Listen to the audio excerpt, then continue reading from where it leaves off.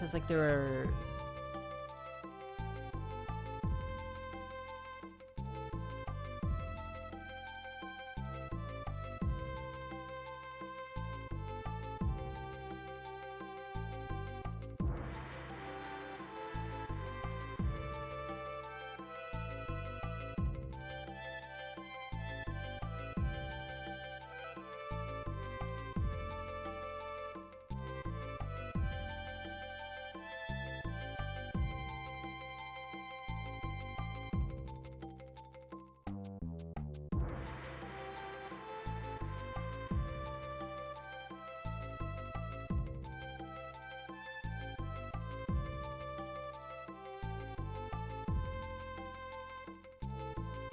Yo, what's up, everybody? How's it going? What's up, Ipico? What's up, Satellite? RV Winkle, Zem, PM Collector Boy, Bob. Hi, everybody. Happy Saturday. I hope you're doing well.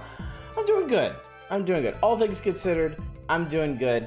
I had some very sudden frustrations on the back end here, trying to get some stuff done. Nothing that should concern you. Everything better be running fine tonight, but I'm just a little kind of wanna, you know how it is. Our old friend Super Mario All-Stars. I believe you mean Lost Levels specifically. Nobody cares about All-Stars except for Lost Levels. I feel like.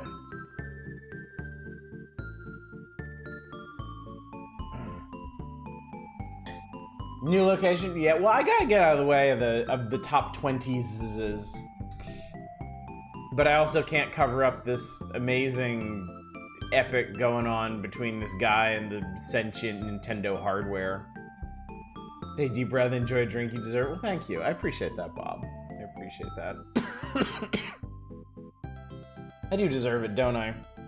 I've been toughing it out for several weeks now, but on the final week, from tomorrow, it is the final week of flying solo, taking care of my kids and everything here. My wife comes back 1 week from Sunday, so I can't wait. I'm so excited. I'm so happy. Or rather, I will be. I will be when she's back and we're all reunited. Jack Daniels didn't agree with your stomach. It's trying a Voodoo Ranger hard tea, much nicer. Nice. Yeah, straight whiskey is rough. Whiskey asks a lot of you and doesn't give much back. So, certainly understand that. It actually reminds me, funny enough, I finished a game tonight. Tonight? I guess it was tonight. I went back to Scorn and I finally finished it. I don't actually know how long I spent on it all told. Hang on. Around like 5 hours. It ended up being about a 5-hour game, and it's an interesting one. You love whiskey? I haven't had whiskey in a long time, actually. I don't have any on hand, but yeah. What's up, Dave? Good to see you. A very moist game. Very moist, very crunchy. Scorn was originally meant to be a two-parter. So here's the deal. Bad stuff first. Scorn has combat in it. There's a particular area in Scorn which is very combat heavy. And that's unfortunate because the combat in Scorn is ass. It is terrible. It is some of the worst first-person shooting I have ever done in a video game. Like... Good evening, Manic. I understand your confusion. While I am a strong proponent of ass, it is true, yes. Your head's in the right place. Not this kind of ass. This is not the appealing sort of ass. If we can delineate here. So your dude in like everything, Dave. Everything. From the moment they gave me a gun and started expecting me to shoot things, I was displeased. Because the thing is, the guy you're playing as is not spry. You're kind of like stumbling around slowly. And I mean, it makes sense. You're some decrepit dude straggling through the husk of a thoroughly dead world. You're not exactly the Doomslayer or anything, but the enemies are designed like not designed with that in mind. Like, you actually have to like bait out attacks and like dodge projectiles and stuff, and it's super annoying. And I hated every single time I had to fight things.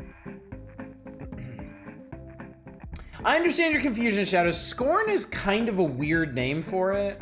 I haven't totally sussed out why it's called Scorn. It has very strong themes, but yeah, it's not a particularly descriptive title for the game. I will say though, so the combat is terrible, and the puzzles are just kind of there. The puzzles really feel like padding. I can't believe there's a sliding block puzzle in this thing. It's like the first big puzzle in the game. Totally unnecessary. Now, what I will say is that if you wanted to play through a piece of H.R. Giger art, this is it. They did understand the assignment on that front. Anything where you're not fighting or trying to do a puzzle is fantastic. The atmosphere is top-notch. It is one of the bleakest video games I've ever played in a really like fascinating, captivating way. And that actually got me through the combat and the other stuff because I really wanted to see where they're going for it.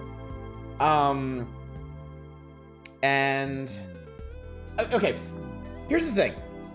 Have you ever been playing a video game and you hit like a loading screen or whatever, and they have like concept art of something, and it's really lush and beautiful and interesting, and it's got all these cool details, and you're like, man, I wish I was playing that instead of this game, you know? Where like the concept art is like so much more or like if you've ever seen like a crazy like VHS or DVD cover, and then you watch the movie and the movie is garbage, and you're like, man, I wish I could have watched the movie that this cover sold me on, you know? That's what Scorn is. Scorn makes good on that. You are like, it really does feel like you are playing through a piece of Giger concept art for something. It nails that tremendously. But it's very clearly a game that was made by a group of artists, and they desperately needed gameplay designers in there with them. So I would give it a very tepid recommendation. If you like the idea of playing through a piece of extremely bleak Giger artwork and having to struggle a bit to get through it, I would say it's worth your time. It has an ending. It's not it's not a satisfying ending, but it is an appropriate ending. I will say that.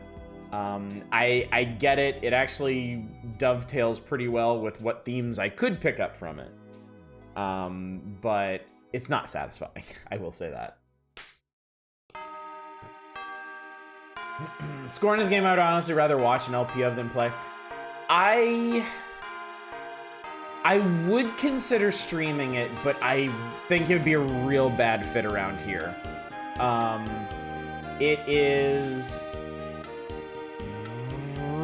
It's really grim, and it's really gory in parts, and there's some weird sex stuff too. Like I said, it's Giger. They understood the assignment completely. But yeah, there's at least 2 parts in it where you have to do something really objectionable, and I don't think people would want to watch that.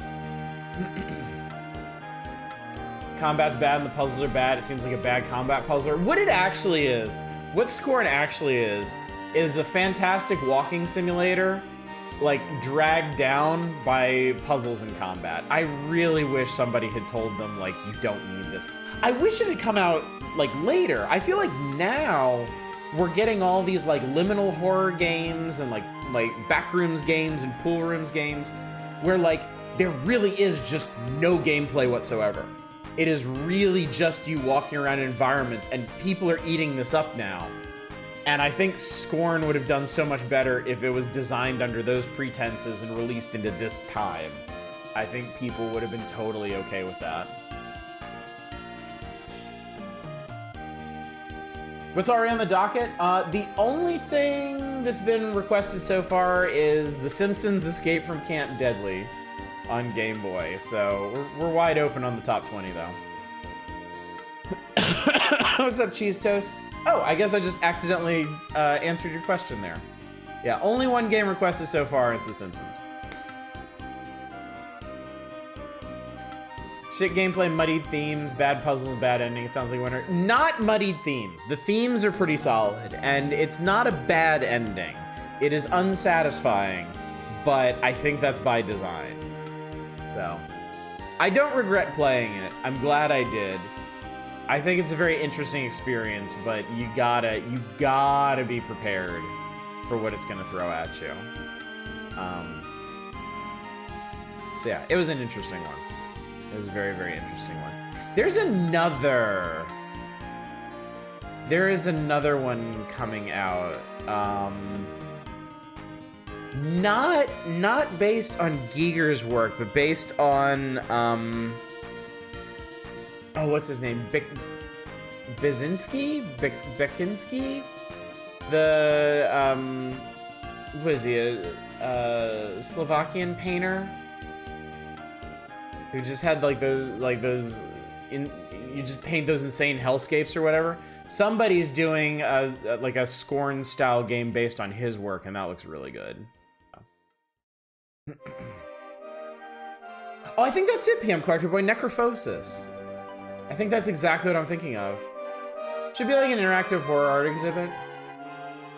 I mean, it Scorn feel excuse me. Scorn feels like it accomplished everything it needed to, just having you walk through these environments and experience them. Because it is seriously like, I have never played a game that's so bleak and so lonely as that. Like, you are walking through the unfathomably huge ruins of a world that at its peak was horrible, was absolutely awful, and now it's dead. And you're rummaging through the ruins of that to get their awful technology working just long enough for you to be able to make it to the next part.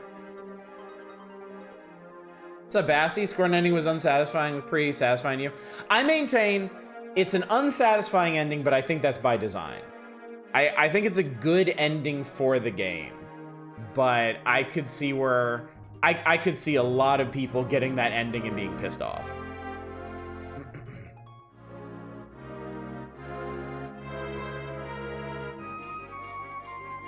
Scorn, I have no decent mechanics, and I must gameplay.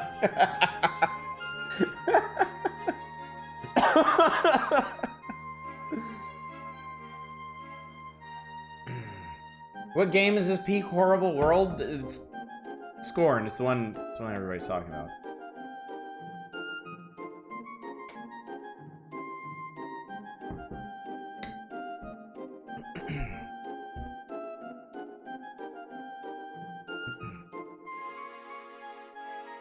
I wouldn't. Okay, that's kind of insane. It's definitely not worth $40. I'll say that straight up. I got it on sale for like what, 13, I think. I would not spend more than 20 bucks on this game.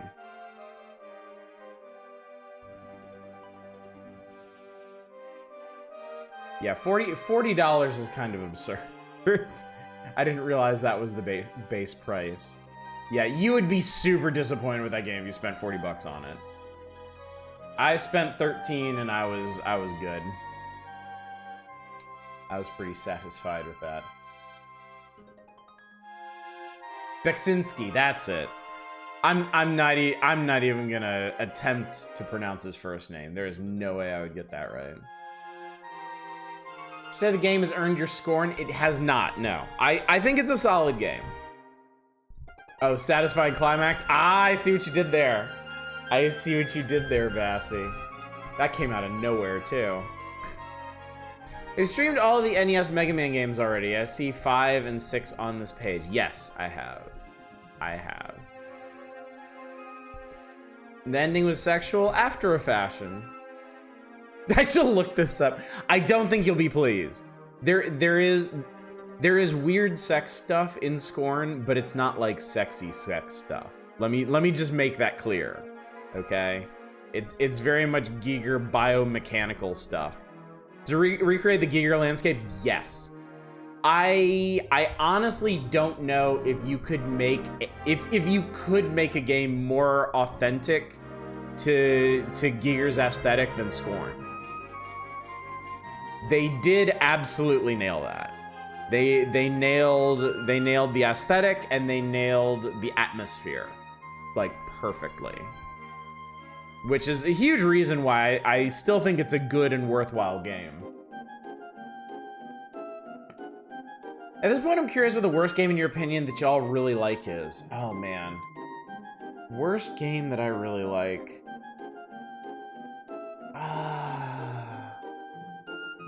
Man, I feel like... I hate when this question comes up because I feel like there's something that I'm constantly having to defend myself on. But I can never remember what it is.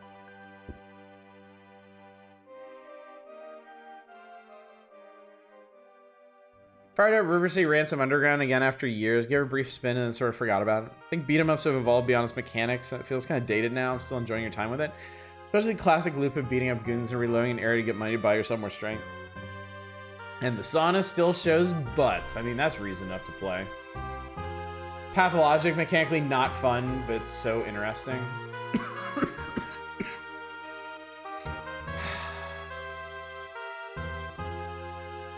What is a bad game I enjoy?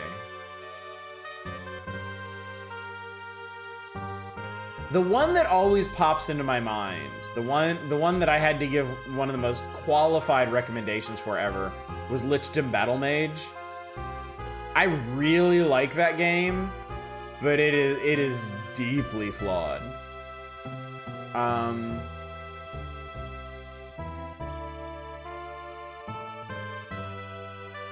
Shadows, I can't even pretend to be surprised. Like, I feel like if I was a better streamer, I'd be able to feign shock at that and ham it up, but I can't do it. I just can't.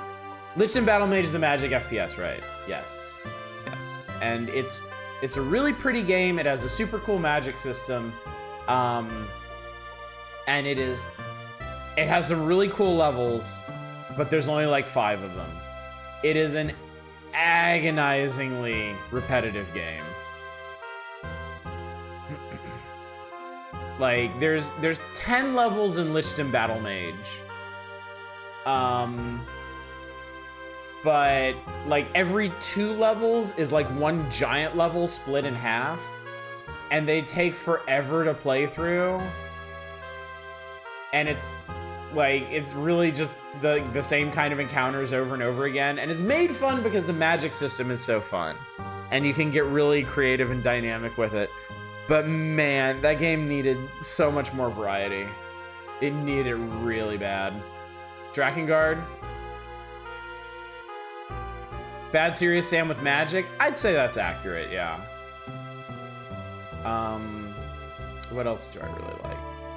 What else do I really like that sucks?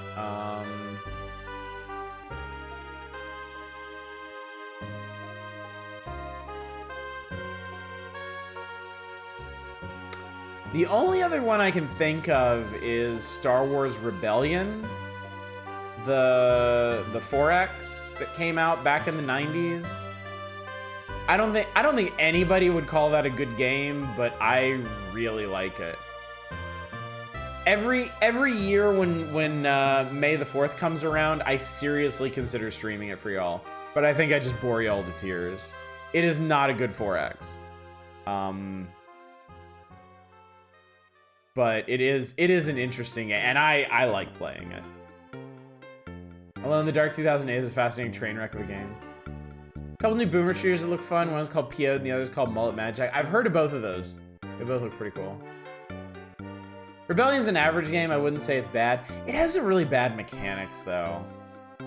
And, like, you kind of... There's this really frustrating thing where the real-time battle system is kind of busted and not great. But if you auto resolve your battles, you'll lose so many more ships than if you just go into the shitty battle thing and just watch it happen. It's ridiculous. Mullet Magic looks super fun. It does, yeah. The game I like that sucks is Maple Story. I can't even argue with that. How am I supposed to argue that point over a 20-year-old MMO? It just, I mean, is anything in the world more contentious than an ancient MMO? Sorry, I only like good games. Isn't bad game you like a sort of a paradox? If you like a game, you can't possibly think it's bad. No. There is a big gulf of difference between liking or disliking a game and a game being good or bad. I think it's entirely reasonable for somebody to dislike a good game or like a bad game. A lot of people, in fact, most people online are really bad at separating the two. Typically, if people dislike a game, they think they dislike it because it is bad, and they will approach it from that perspective. But that's not always the case. Exactly. You can absolutely enjoy a game while still acknowledging it's poorly constructed. Yeah. Auto-resolve losing more units is a problem in almost all Total War games as Star Wars Empire or... Yeah. I'm certainly not saying it's not a common problem, but it's still really annoying in Rebellion and any other game where that happens. I think Gears of War achieves everything it sets out to do really well. I'm not a fan of what it aims to do, despite it handling well. Yeah, no. I think everybody here has a game that is generally regarded as good that they don't like. For me, that's probably Okami. I will never ever say that Okami is a bad game, but I do not like playing it. It is not for me. Does it work for non-interactive art mediums? Absolutely, yeah. Yeah. I mean, you've gone to like bad movie nights, right? And had a fucking amazing time, haven't you? Like, it's a quintessentially human thing, I think. To be able to judge something as good or bad, but not have your own predilections towards it, follow those delineations. And if that wasn't an English major ass sentence, I don't know what that means. I don't know what is. I just used like every SAT word I can remember. I hate with a capital H Getting Over It, but I can't decide if it's a bad game.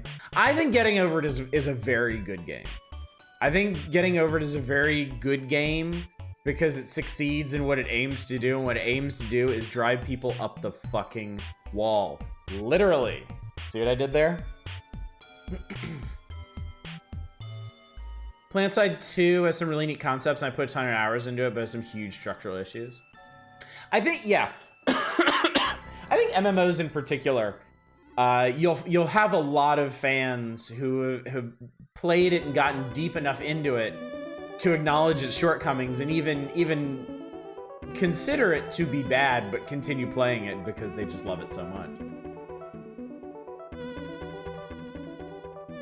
I don't know what it means is even more English major. I like the original Mortal Kombat movie. There you go. Okami, one of the few games to make you cry. The only other game I can think of is Ori. Red Frank Getting Over It admits the game specifically where one single person, if anyone else enjoys, is purely coincidental. See? It does exactly what it sets out to do. cry fairly regularly at games. I don't.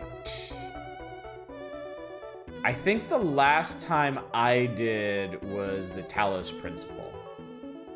Talos Principle got me real good. Cried at the end of Dreamfall only because it made me so angry that I cried. I was like, you can't do that. Wow. Damn. You have 100% completion on Okami. Wow. And I bet you had a fantastic time doing it. It seems like a really cool game. I couldn't do it. It wasn't clicking for me. It wasn't Zelda-ing right for me. It's a me problem, chat. Not an Okami problem. Speaking of problems, we should probably talk about what's going on tonight, because I was going to offer y'all something that I think is now wasted upon you. Also 100% Okami, don't regret it, surprisingly. See, a lot of people get super choked up at the end of Farewell and Celeste because the pure adrenaline rush the game drags you through, puts you in a very receptive state for the emotional gut punch. Yeah, that's smart design right there. Its music is familiar as hell. Yeah. Of course it is. You know what it's from. Come on. You got this.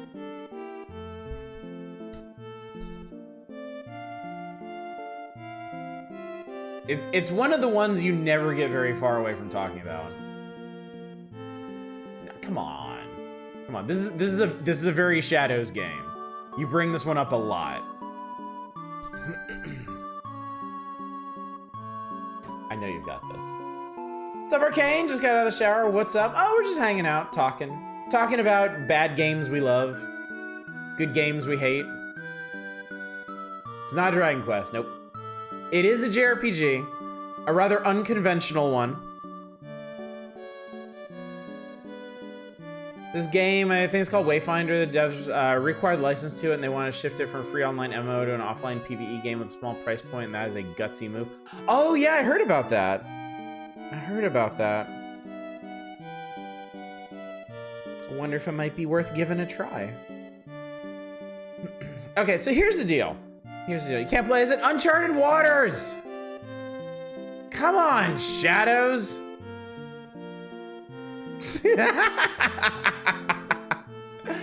I get so happy when you end up rolling your face on the keyboard either out of excitement or frustration. Yes, Bulge's game. Can't forget Bulge. Robotrek. I'm actually looking forward to Robotrek showing up in the magazine. I've always wanted to crack into that game, and I've never gotten very far in it. The prequel to Uncharted on the PS3. Alright, anyway, chat, I want to talk about what's going on tonight. Because we're here. It's December 1993 in Nintendo Power. We've been here for a couple nights. Only a few, actually. We have made what could be record time through this magazine. And I think we're well poised for this to be the final night. And I think that would be a very good call as well, because I have been peaking at January 94, and oh Jesus, it is a big issue. There is a lot of really good stuff in there. Mega Man X is the headliner, but he is by no means the only major game in there. And I know this is Uncharted Waters again. Yeah, it is. Yeah, it is. That's funny. I just went right from one into the other. I peaked in 94 too. Oh, mood. There is also a special feature in the January 94 issue that we are going to spend weeks on. I can see it coming. It's one of those that just rounds up a bunch of games that people are gonna request like every single one of. So yeah. The next issue is gonna be huge, it's gonna be big, it's gonna be really fun, we're gonna spend a ton of time on it. So I don't think we really need to linger on this one. I do currently have 5 requests from this page, though. And the cover shiny, yes. We cannot forget that. It is a pretty... I will definitely show that off when we start it up, so. Vocal range of the song is really good. Very 90s anime. We had an opportunity at Sneaky Nom Mega Man X last time. It didn't. Maybe it's because it's right around the corner. Yes, if you let us get to next month, if you let us get to the next issue, I'm gonna do a full playthrough of Mega Man X because I love that game. So. Later tomorrow, Sunday, we're gonna stream the 1930s The Mummy movie in the store. Ooh, nice. Sounds good, dude. Who won the wheel? Oh shit, we were supposed to talk about that too. All right, actually, yeah. Let's do that real quick because we didn't actually decide on a winner last night of the wheel because a bunch of people who had been hanging out and watching the games didn't make it to the very, very, very end because we stayed up pretty late. So last night we played Shiren the Wanderer, Tales of Fantasia, the Gundam puzzle game, the Sailor Moon puzzle game, Super Back to the Future, Part 2, the Sailor Moon RPG, Another Story, and Treasure of the Rudras. And I wanted to ask, if you had to pick one, if you had to narrow it down to one game that you wanted to see a full playthrough of, what would it be?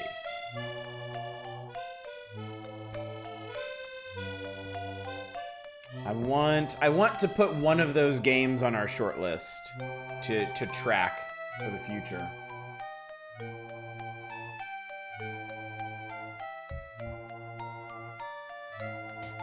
Sailor Moon RPG, Treasure of the Rudras, Sailor Moon RPG. They didn't stay up till the end. How will they know whether or not to pick Treasure of the Rudras? I mean, some people just punched out before I finished that one or got to the very end. Shiren be fun. Say Shiren. I didn't think any of them were interesting. Fair enough. Fair enough. Rudra is the most straightforwardly obvious choice.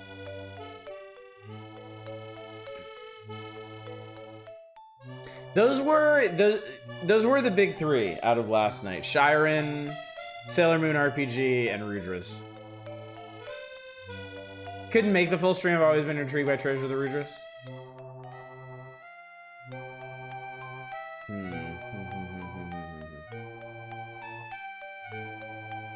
Rudras would be a cool one. Okay.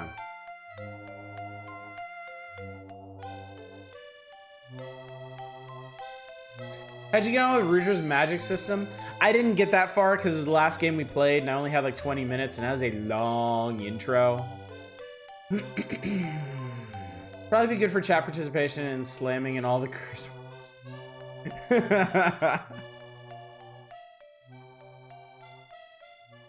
It's in the top 3 despite being at the very end and barely clearing the intro. That should tell you a lot. Let's just do a wheel between Rudras and Sailor Moon. It has one of the coolest magic systems you see in an RPG.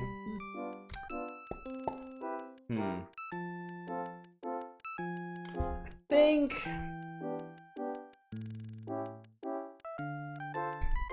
You're gonna be calling them all now, aren't you? Just to redeem yourself, I think. All right, I'll put Rudras on the list. I am personally invested in that one as well. I'm very curious about that, so I think we'll go with that one for the time being. I have to redeem myself somehow. Okay, so with that said, I think we should get on with the magazine. Shadow slowly becoming music identifier bot.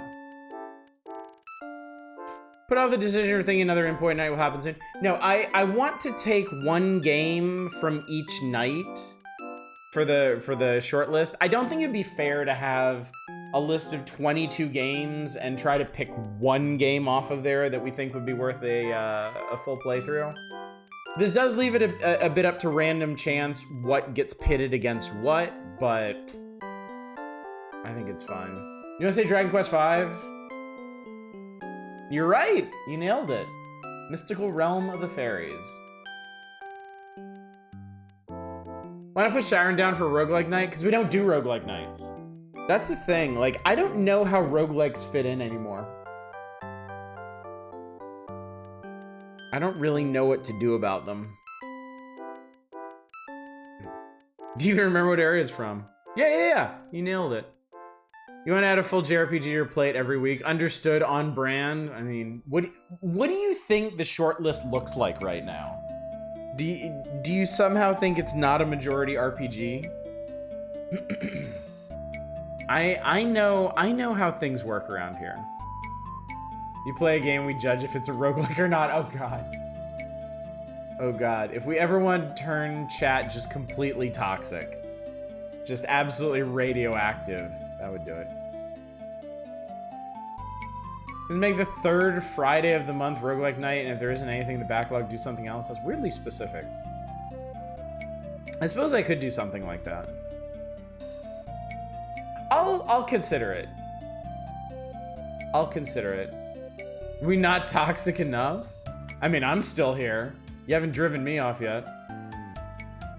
Not even a little red, not a rouge-like. Try to be more toxic. Thank you, I appreciate that. Speaking of toxicity, we're never gonna make it to the now playing at this rate, so let's go ahead and talk about the top 20 real quick. And then suffer through some requests. All of them things that we played before. And then we'll get on with the now playing and finish this issue up tonight. Do a stream where you play one run of a bunch of different viewer requested roguelikes, so when you die, we vote on whether you're good at roguelikes. The stream only ends we get 8% or more chats. Oh, you know what? A wheel of roguelikes could be pretty good. A wheel of roguelikes would have more structure to it, because like you said, I could just do one run of each game. I actually really like that idea. Not a roguelike or a roguelite, but a roguelime. The Rogue Knight died, time to start a new Rogue Knight.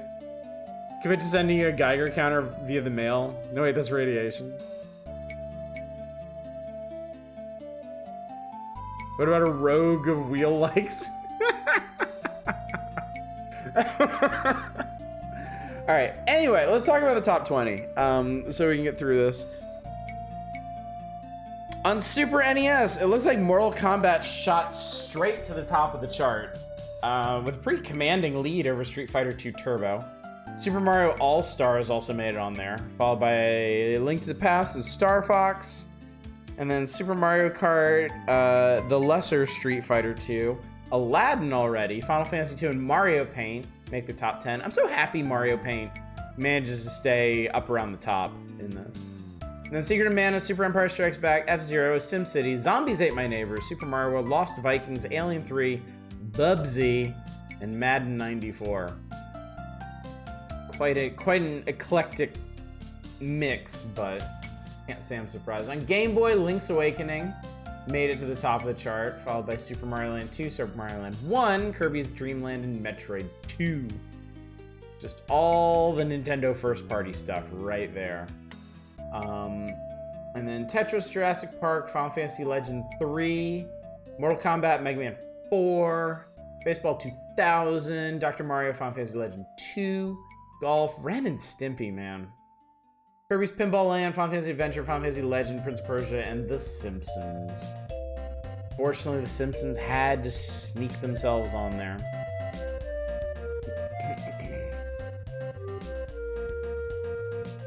Make it a Geiger counter and you got a deal. Everybody's wondering how quickly MK will drop off when people realize it's sweat instead of blood. Wheel of Rogue, where you just play Rogue all night. Surprised at Final Fantasy Legends being so popular? I think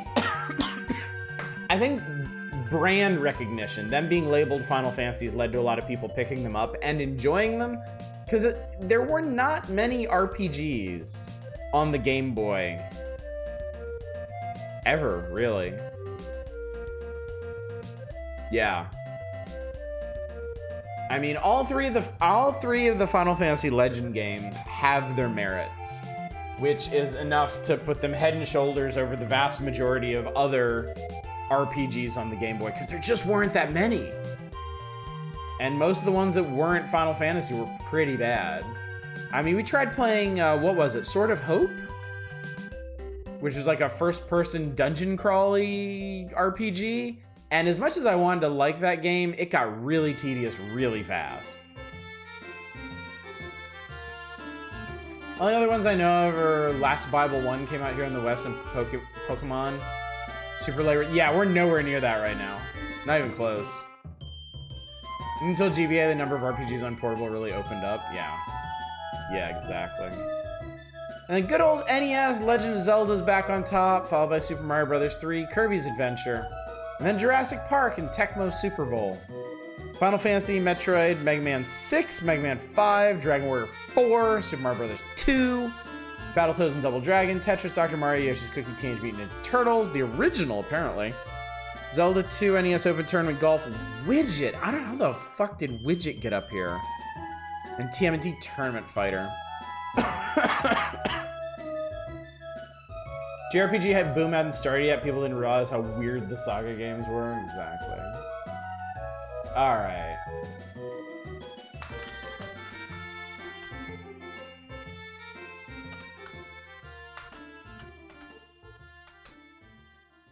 Widget? Widget. What's that? Who's what's it?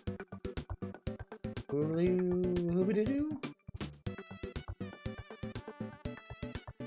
Was it sort of the one that felt a lot like Shadowgate? Kind of. It was a lot less pixel hunty and a lot more RPG-y.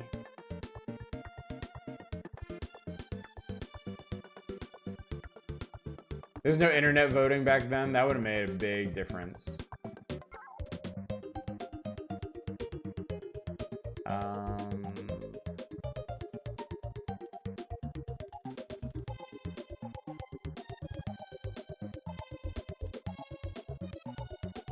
Wait, what?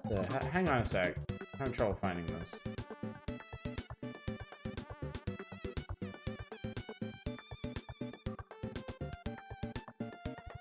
Oh my god, they called this one Bart Simpson's Escape from Camp Deadly. That's so annoying. Boo upon you, Simpsons game. This is by the team that did the NES MacVenture ports. Could be misremembering. It really doesn't have much in common with the MacVenture games. It's feels there's enemies, there's turn-based RPG combat.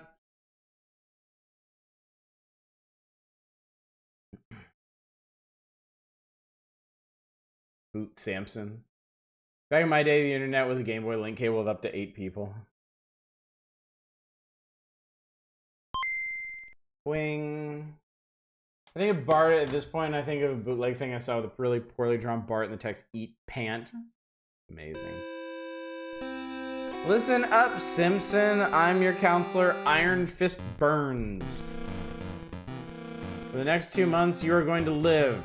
Well, good. I don't want to die. Breathe and eat our beloved Camp Deadly. When I say jump, you'll ask how high.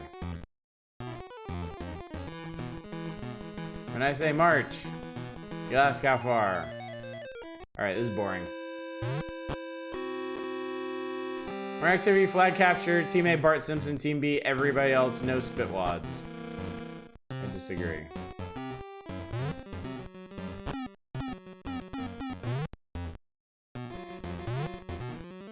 Alright, I think I got a flag. Eat frame rate. Now I can murder people with a boomerang.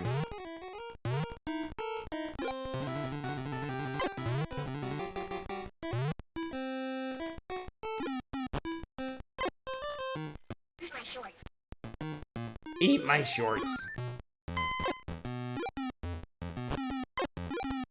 Chat, I'd like to take this opportunity to remind you that I consider this the best Simpsons game so far. That is not hyperbole.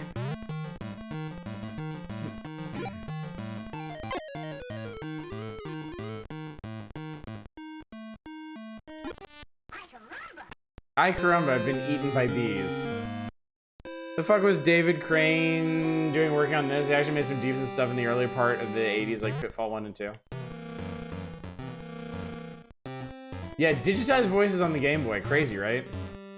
No. Oh, I'm dead.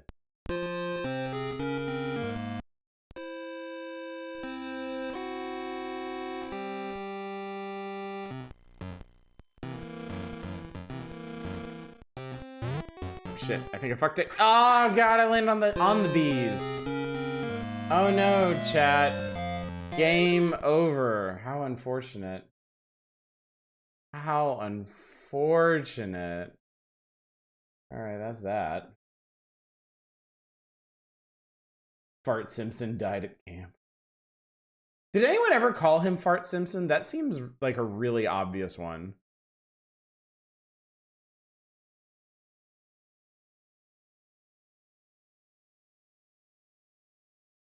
Whoa, what the hell? No, no, no, no, no, no, no, no. What are you doing?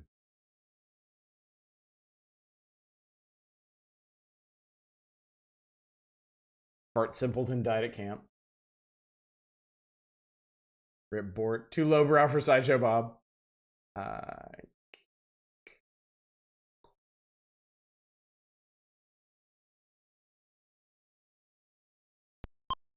on.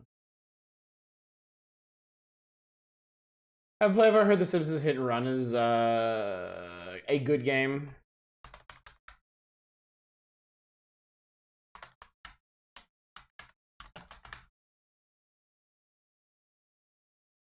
All right.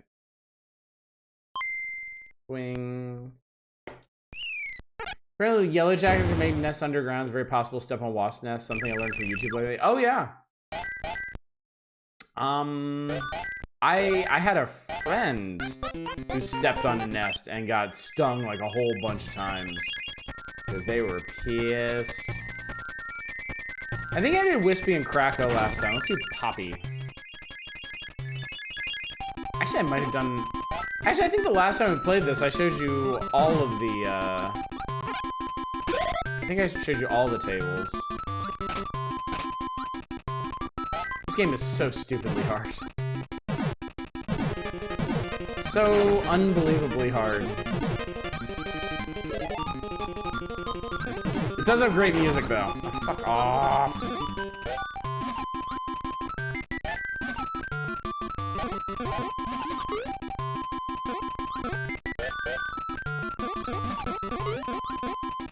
Jesus.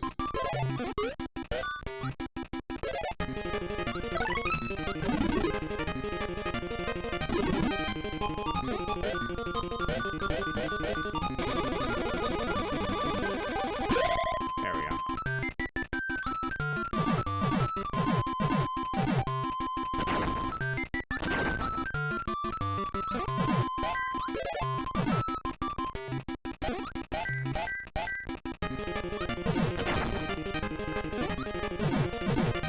Yes!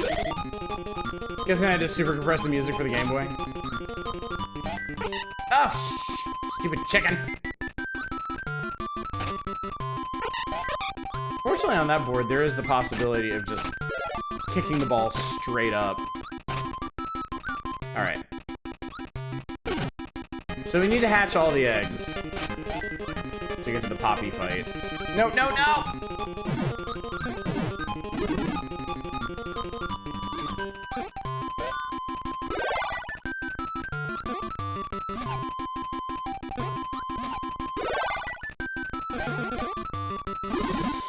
Damn it.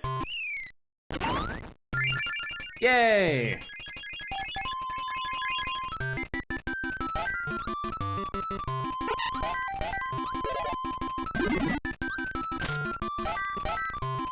So you have to hit each of the eggs 4 times to hatch it, and if one of the poppies gets to it, they reset it.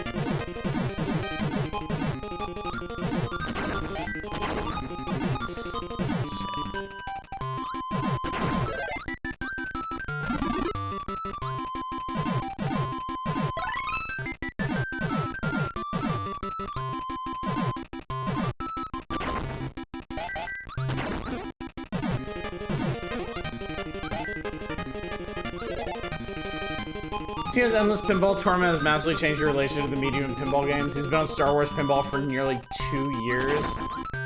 I mean, I admire his commitment, but Jesus. I could not do such a thing. Oh, there we go. Alright, got it back up. I mean, by the end of this, he's going to be better at pinball than than I will ever be in my life. And that's pretty cool. He's trying to get wizard mode on every Star Wars table. My God. That poor man. He's done it on 3. How many are there total? Some of them are insanely hard. Like, I know the Empire Strikes Back one is nuts. I'm guessing he hasn't done it on that one. If he has, that bodes well for the future. No! Oh God, no, no, no, the star! Oh my God, dude.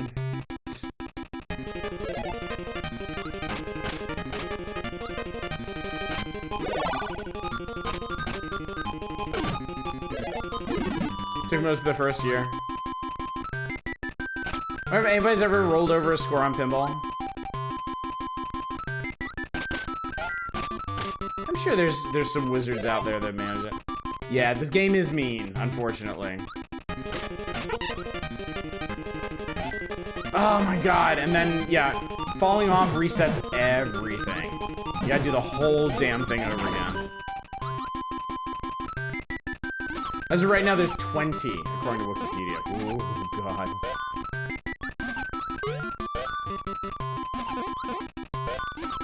Well, at least Tino knows what he's doing for the rest of his natural life.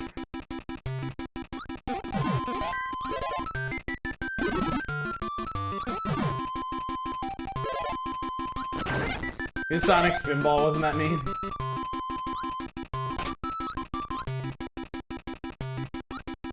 Yeah, I don't know why Kirby's Pinball Land is so cruel. Like, I kind of wonder if maybe it was, like, maybe it was programmed or designed by, like, a pinball savant who was like, well, we don't want this to be too easy. Completely ignoring the fact that no one on Earth could do what he does.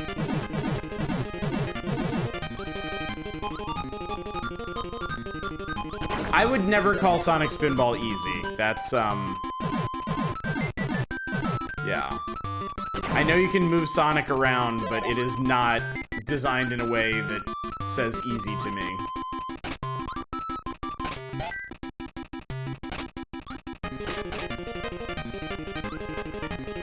Think Kirby's a baby game? We'll show you.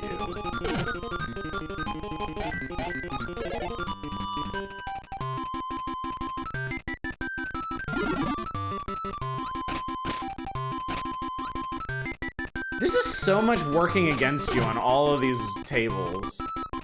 Like, you gotta, there's 3 eggs. You gotta hit each egg 4 times. The poppies are coming for the eggs. So you gotta stop the poppies, too. And then if you fall down, you have to do the whole thing over again. And then if you do manage to pull it off, then you get like a few precious seconds to try and hit a moving star.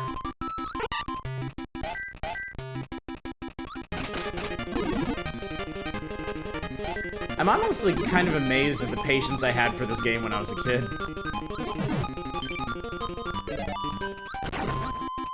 I don't actually, I can't remember if I've beaten this game. I have gotten to DDD in this. I have beaten all 3 of the tables.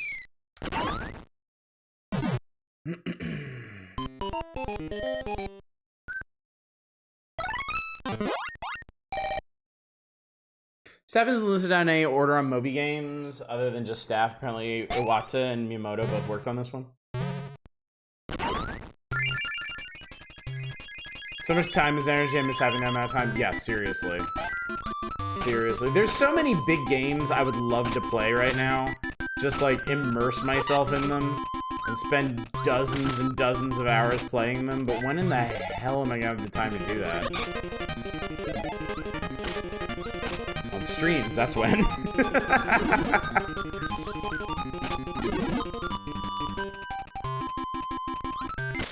Fuck.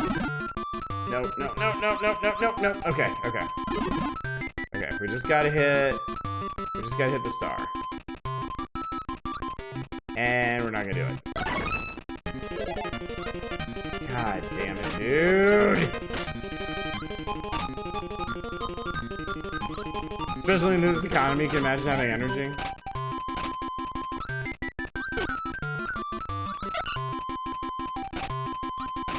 Yes, I just turned that chicken into a tomato. No, I will not be taking questions. Oh god, no! Get it! Yes! Oh my god, you finally get to see a boss. Poppy's kind of a pain in the ass.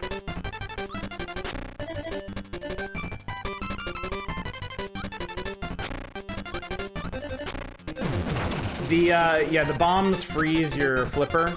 Briefly, but briefly is all they need to do. Shit. Like that. And then they just yeet you right back out to do it all over again.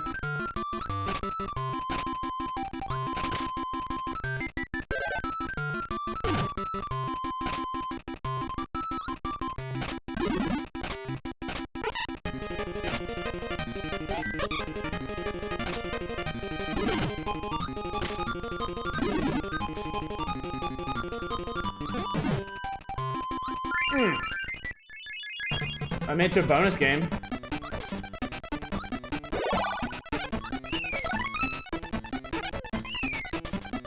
Why is it not called Kirby's Purgatory? Kirby's Inferno.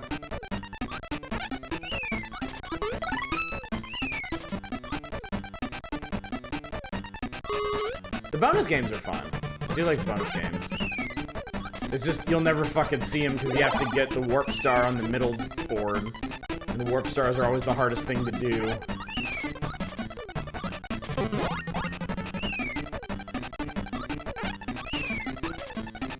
I don't even remember what the other bonus games are.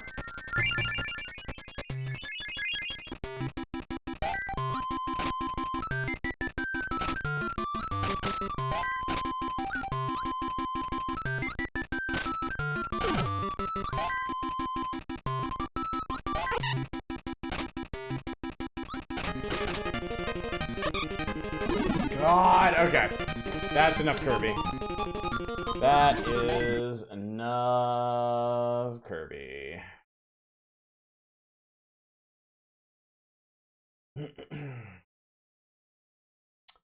All right.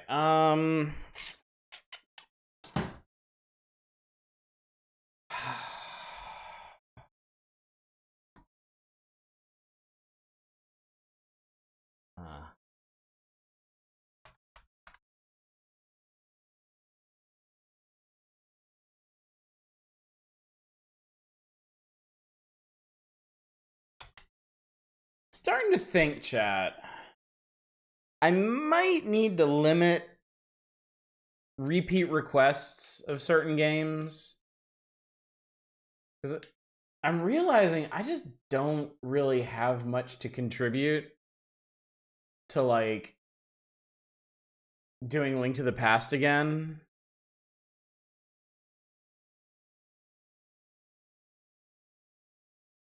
Where is this?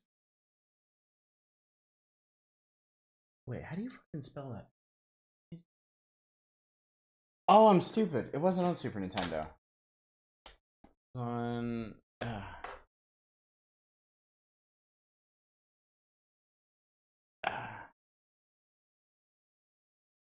I say I'm proud of Chow's resilience seeing Bubsy right there and not picking it? It's because I enjoy it too much now.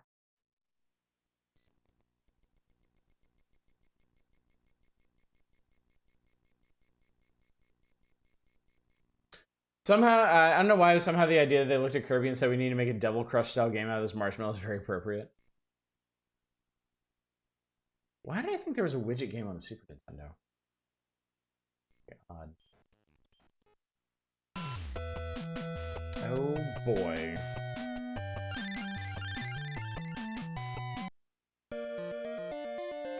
Stage 1, Mega... I thought that said Mega Skank at first. And I was like, you have my attention.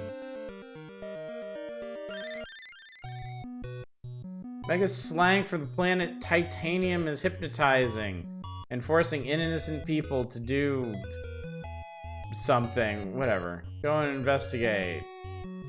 Wimple, that dastardly Mega Slank is really hard not to say Mega Skank.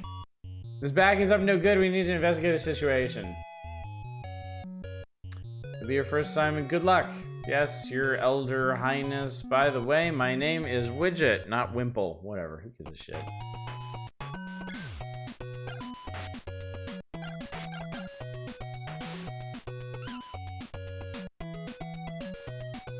Wait, okay, I'm losing my mind. I thought we did play a Widget game on the Super Nintendo. I've never played this before.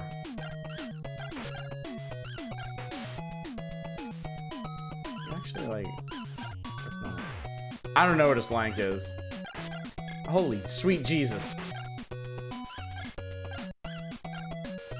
Kinda reminds you of Rockin' Cats. I mean, Rockin' Cats had game mechanics, though. Rockin' Cats had that cool-ass, well, had the cool-ass, punching glove that you could use like a grappling hook. Is it a Hanna-Barbera cartoon I was not aware of? It was a cartoon you're not aware of. I don't remember if it was Hanna-Barbera or not.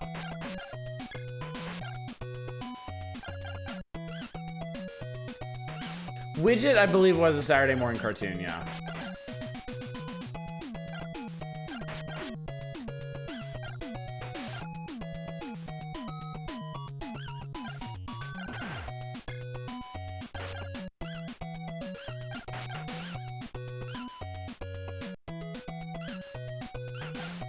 Widget the World Watcher? Yeah, we talked about him before. Is some alien who was trying to, like, fix environmental issues on Earth or something. Very, very Captain Planet in concept, but not nearly as cool. And I mean, if you're not as cool as Captain Planet, I don't know what you're doing with your life.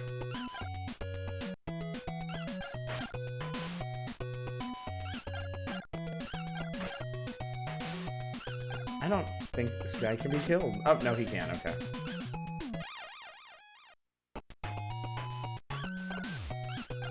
You know, a game is good when it's both the game designers and director's sole credit. Oh, Jesus.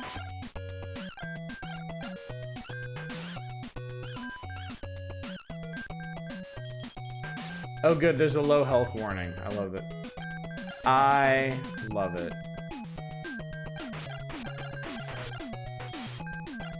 Beep, beep, beep. Huzzah. Can't wait for this guy to fucking end my existence. No, I'm too good at this game, chat. It's all going to hell.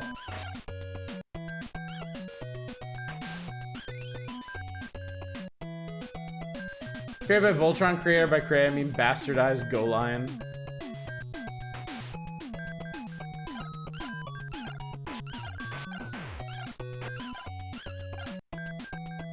Am I gonna die to a sentient macaroon? Jesus Christ. No, I'm gonna get my health back. Fuck. Oh, there's like a gun upgrade up there? Oh, Lord.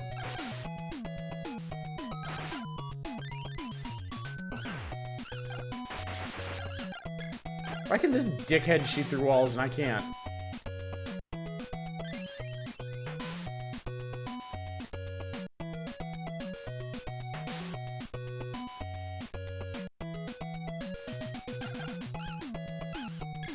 Damn it.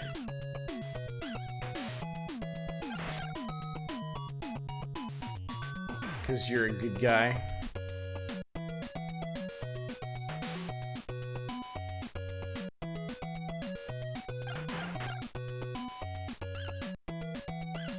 Lord.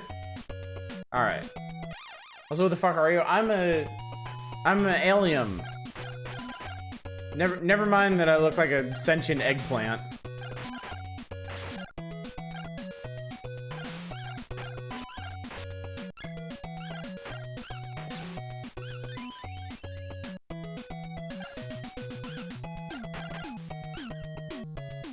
Oh my god, are you serious? Ah!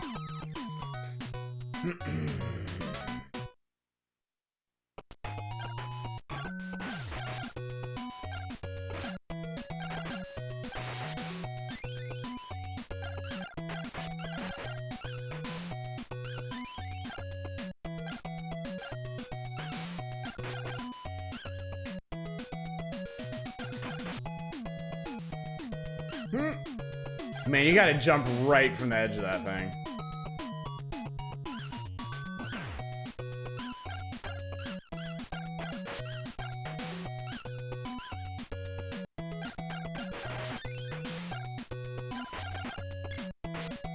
Man, I hate games that only let you have one bullet on the screen at a time.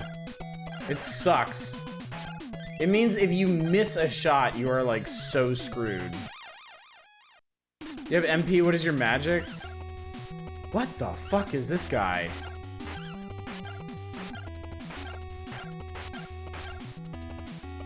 I really thought I had him stun locked for a second there. No, I just died. Whatever, man.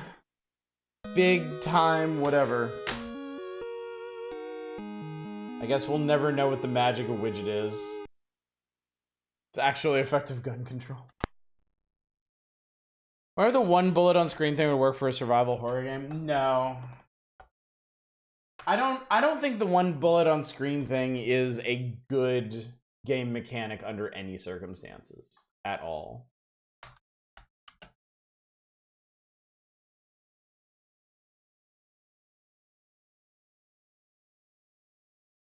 I don't think it is ever a good mechanic.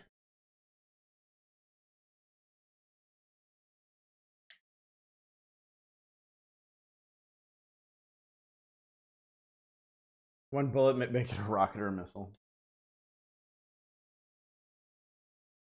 You have PAL version of games in your ROM list for Game Boy? Yes. Actually, for Game Boy, it depends. A lot of my Game Boy ROMs are for the world. I was right. This one has a really cool opening.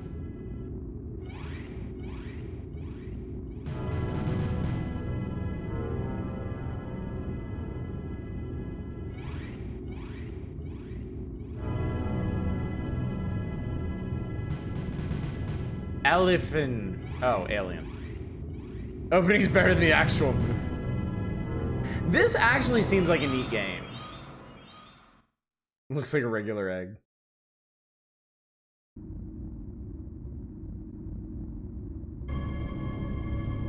Okay, whatever.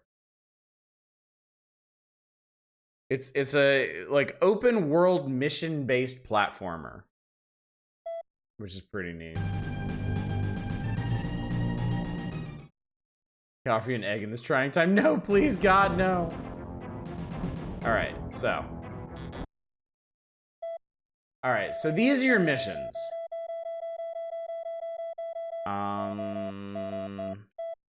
Let's try pressure point. Multiple pipe fractures are being reported from mine area number 22.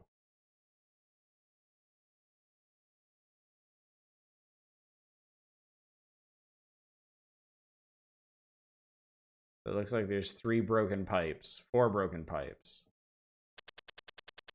Their repair is vital to the entire cooling system. I just realized they're using the Super Metroid font. We need to locate and repair them all fast. All right, I will accept this mission. Let's examine the blueprints. Okay, so we got to figure out how to get to mine 22. So behind us was Alien Corridor 1.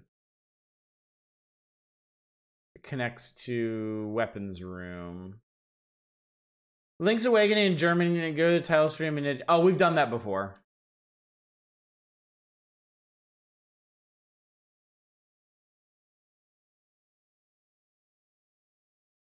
Assembly Hall 1, Bug Wash 12, Waste Area 2, Medic Bay 8, Terminal, Cell Block 4, Medic Bay 9, Mine Area 22. So I just need to go down, like, right below this one. And then go in here and see if I can repair this stuff.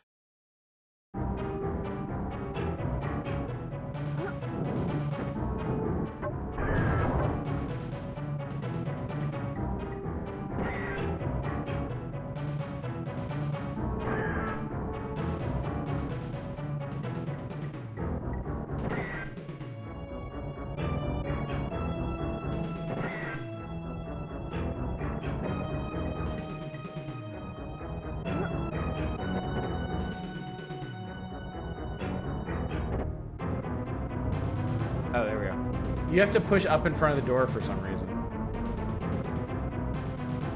Okay, I see one of the broken pipes up there.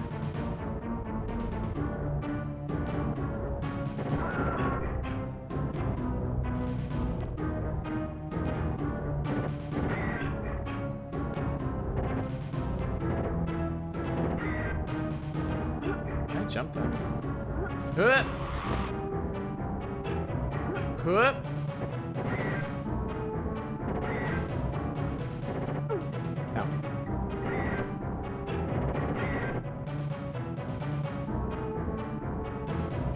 How do I fix a thing? Shit.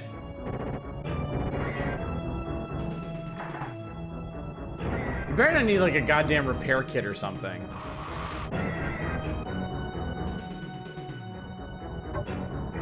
Weld it.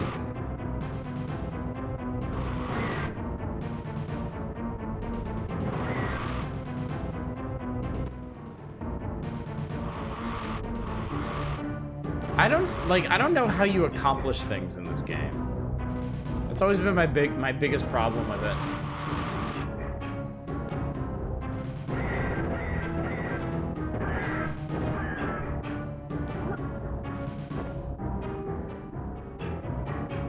That was one of those franchises. It at least Ridley's story should have ended the second film.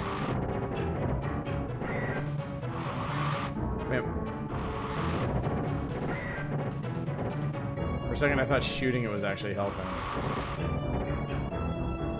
Oh man, I don't know what you do in this game.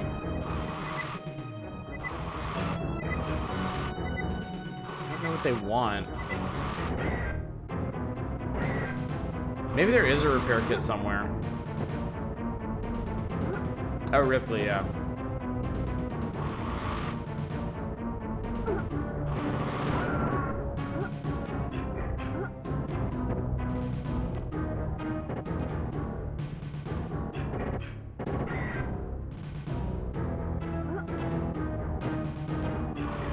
Yeah, I wish I understood this game better, because it does seem like a really cool one.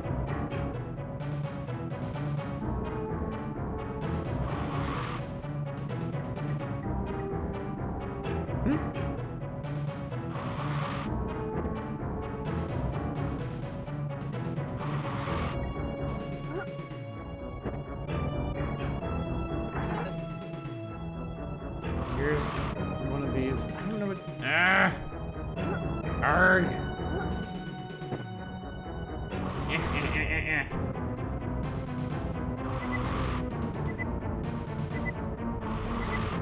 Stand in front of next to the thing you want to repair and hold Y.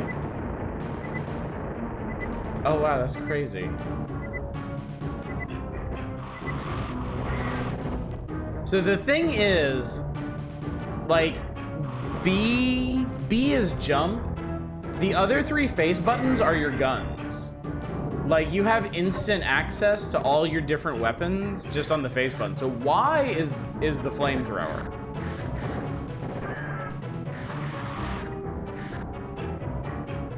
So I just kind of automatically assumed it wouldn't be that. For, you know, obvious reasons.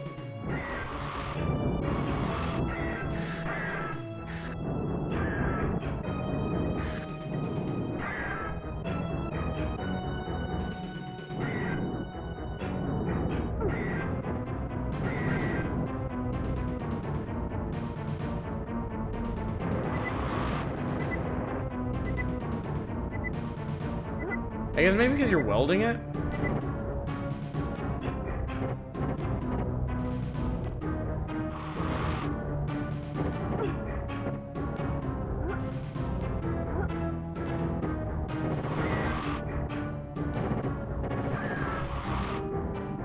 I repaired 2, there were 4, right? So it's the context sensitive button? Okay. Good to know, I guess.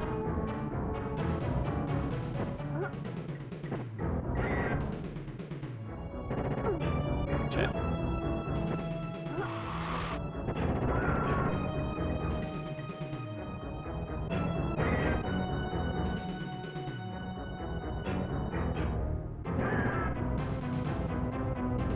Sorry, I really want to finish one of these missions for once.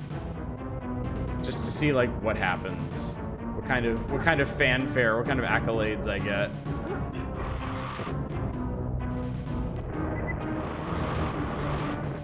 I don't think the buses around work on Sunday. Oh, really? That's so ridiculous, man. Like, what are people who want to do things on Sundays supposed to do?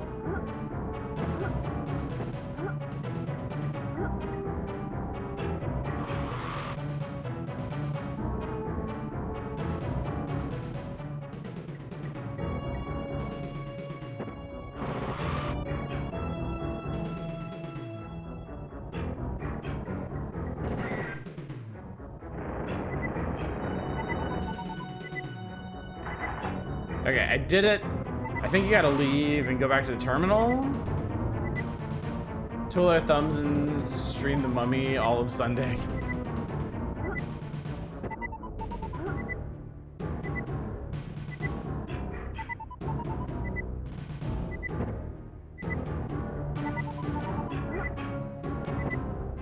So did I do it? I did it! Wow, you get nothing. It just blanks it out on the menu. Okay, well, cool. I did it. I did it. All right.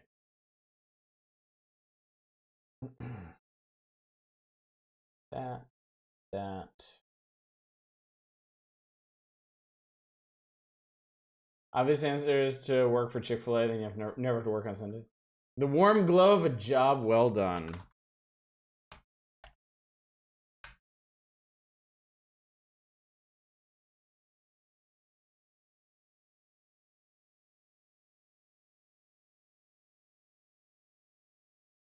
Thanks for saving us all. You're the best. Well, you know, I try.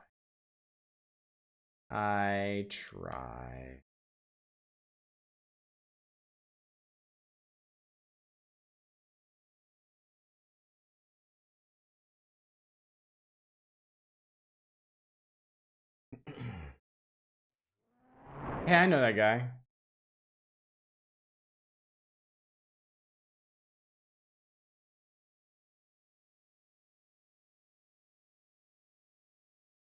$2,000 rotogens, not great, not bad.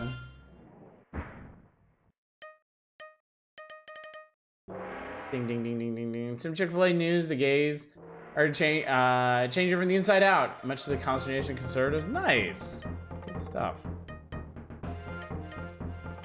I don't remember how you play anybody in this. Cool.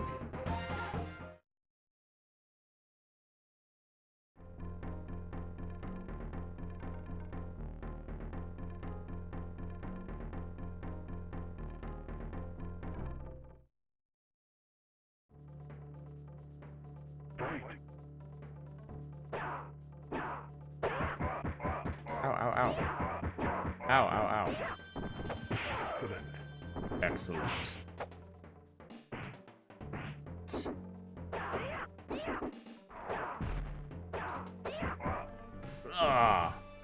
They take off and nuke the entire franchise from orbit. It's the only way to be sure. Imagine not playing Johnny Cage.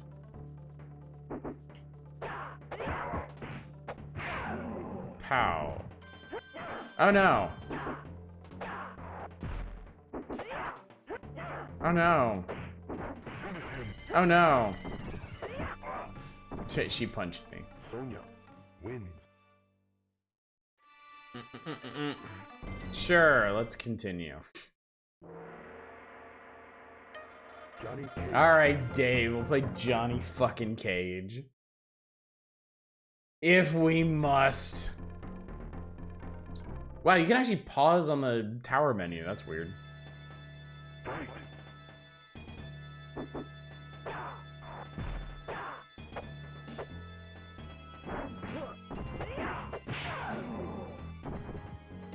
Oh, I actually find out how to block. I didn't know that. Sonya. So much sweat that got knocked out of you. Fight.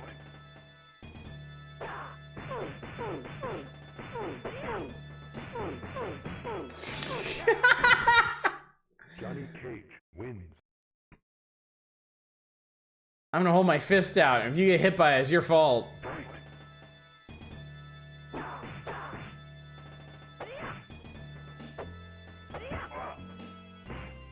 Excellent.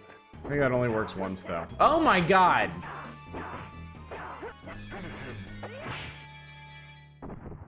Sonya wins. Oh no, the AI is learning.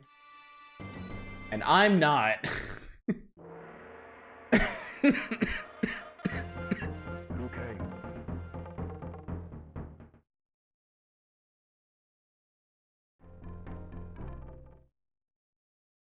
I'm sure a bunch of y'all saw that Matt McMuscles went through Pit Fighter today and has declared it the worst fighting game of all time. Felt very vindicating to see after we suffered through it that one night. Excellent. Liu Kang. You literally just watched that? Yeah. It was great. It's amazing that it's specifically the Super Nintendo version that's terrible.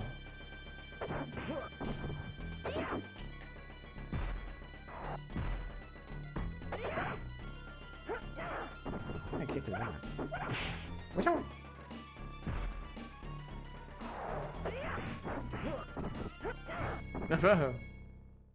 Sonya. We should run Pit Fighter. No, we absolutely shouldn't. That game is like borderline non-functional.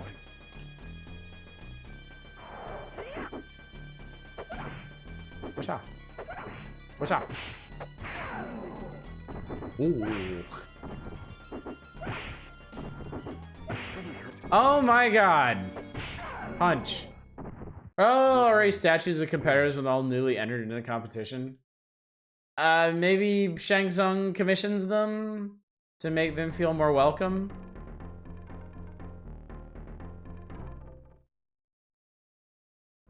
I don't know. Fight.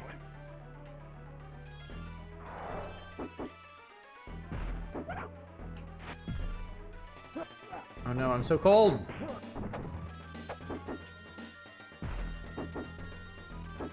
Excellent.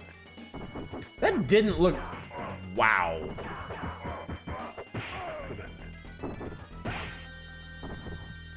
Excellent. Liu Kang wins.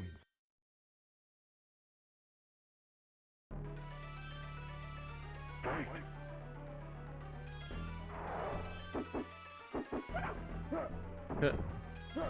Up.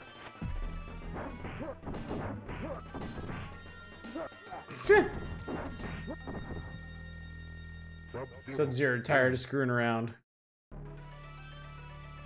Fight.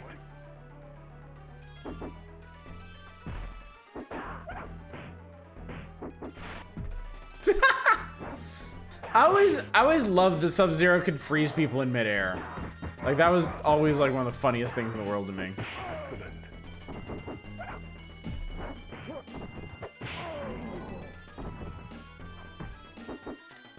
Finish him. Pew. Liu Kang wins. Well, I guess I'm a Liu Kang main now.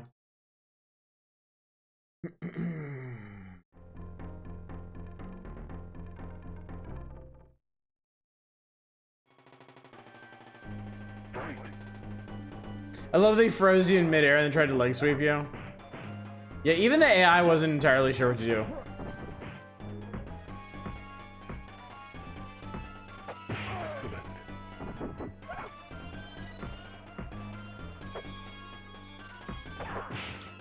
Excellent. God, I hate that little tiny like one frame duck they do Wins.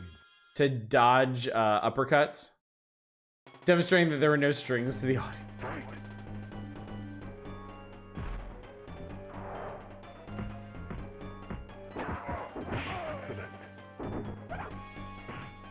Excellent.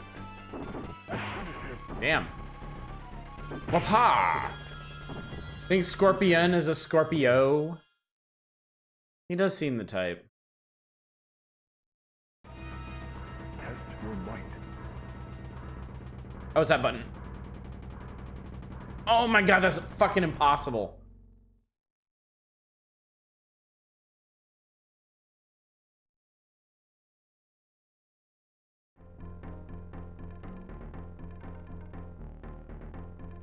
Might was tested. And found wanting. Oh no, skeletons! Are it? Spoopy, scary skeletons. Ow.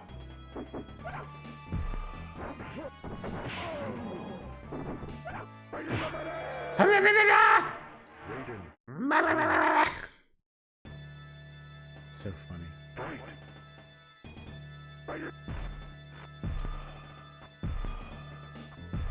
Wait, so like, wait, what?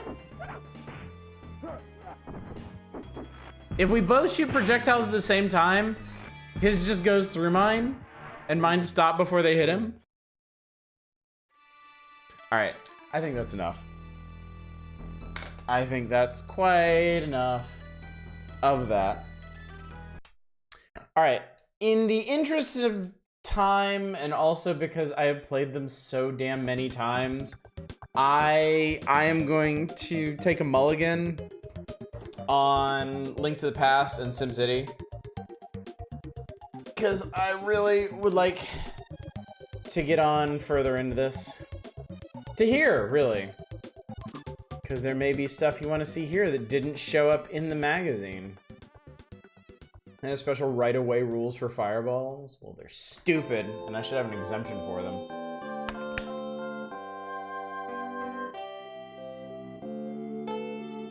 So what do we got? Okay, I noticed these blurbs are getting really, really short. Disney's Aladdin. Disney's animated classic comes to life on the Super NES. Check out the dazzling graphics and moves of this month's review. I'm not gonna read these anymore. I'm just not gonna bother reading their little blurb. I'm gonna read the good points and the bad points, because that's the actual interesting content here, and potentially infuriating.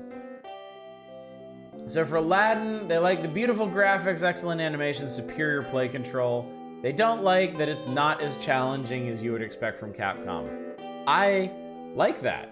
I think that's a good thing. I have not played Skyblazer, no. I don't think I've ever played Skyblazer.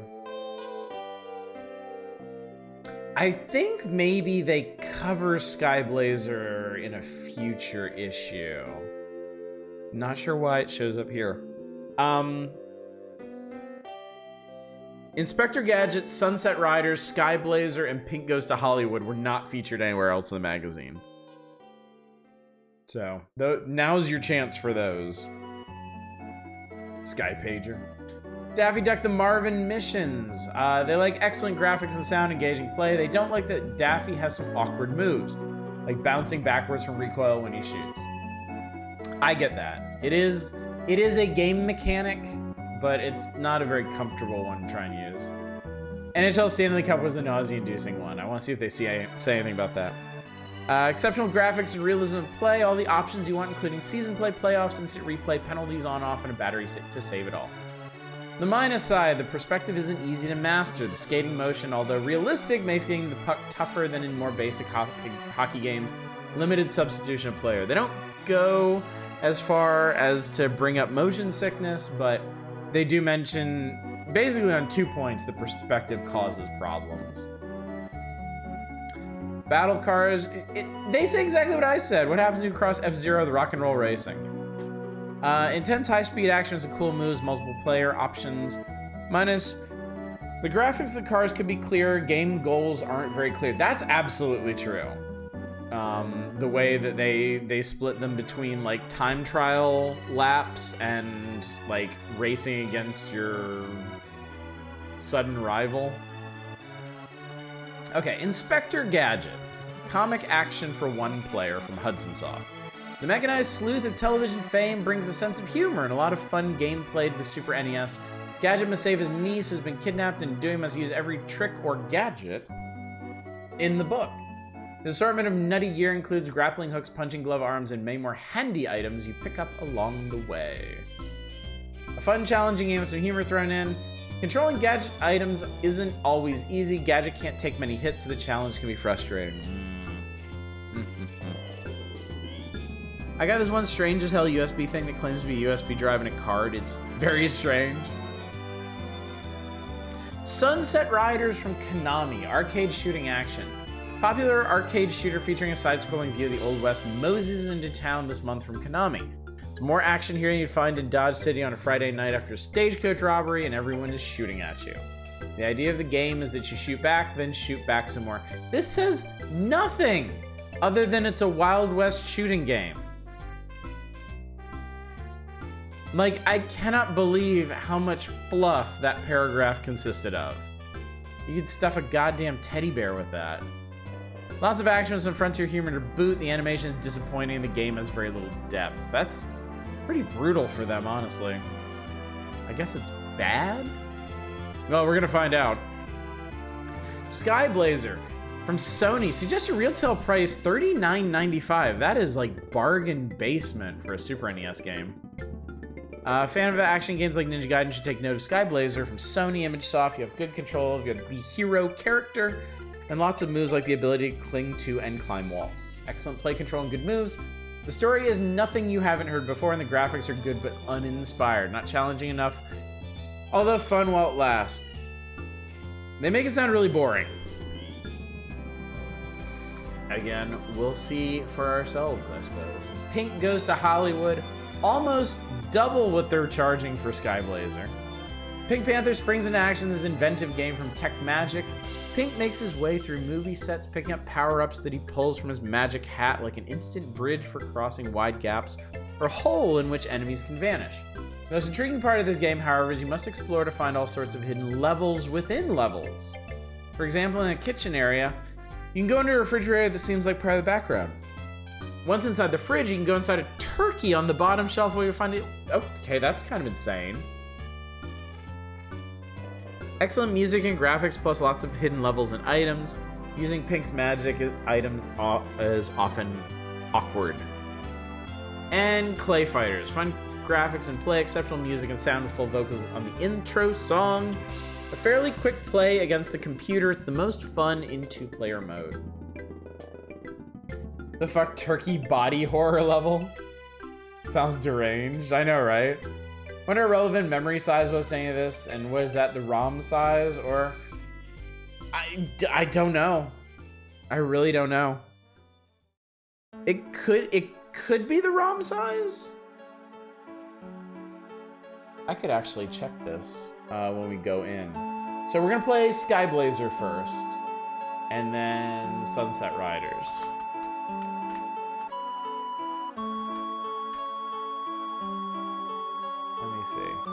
So Skyblazer is 8 megabits. Everything is 8 megabits. Clay Fighters is 16.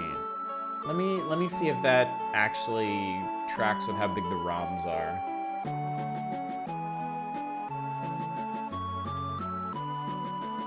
Aladdin is 10. They're saying Pink Goes to Hollywood is a smaller game or somehow lesser than Clay Fighter. So let's see. Aladdin's file size is 1.2 megabytes. Clay Fighter is 2.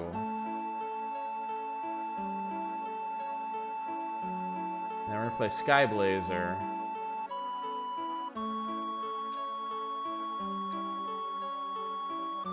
Which is 1. 1.21 gigabytes. So maybe, I don't know.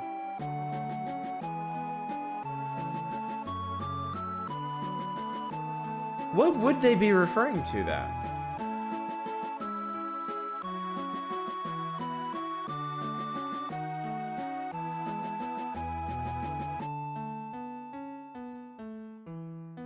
Did these cartridges have like RAM on them? Is that referring to how much RAM they had or something? Because the programs themselves are tiny. By modern standards, anyway.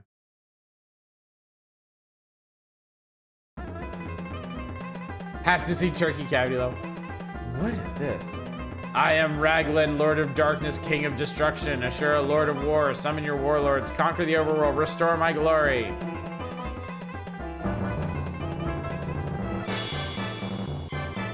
Okay, God, I'll start. Fuck, Jesus.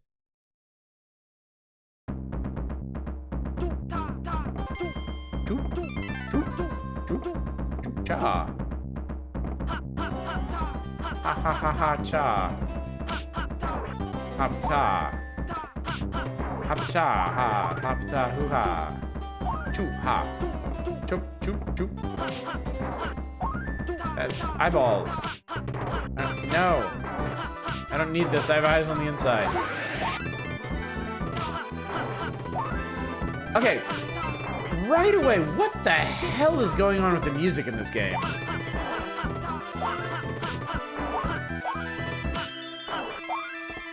I mean, this is a very pretty game, but there's other aspects of the aesthetic that's a lot. Doing this wrong, the sky isn't blazing at all. Oh, fuck. That's Ashura, a young sorceress descendant of the mystic pantheon. You will soon be a faithful servant of my master. Oh, God, Jesus. I don't have control over this, by the way. Apparently, we're just gonna stand there and get chumped. This young cur was hardly worth my effort.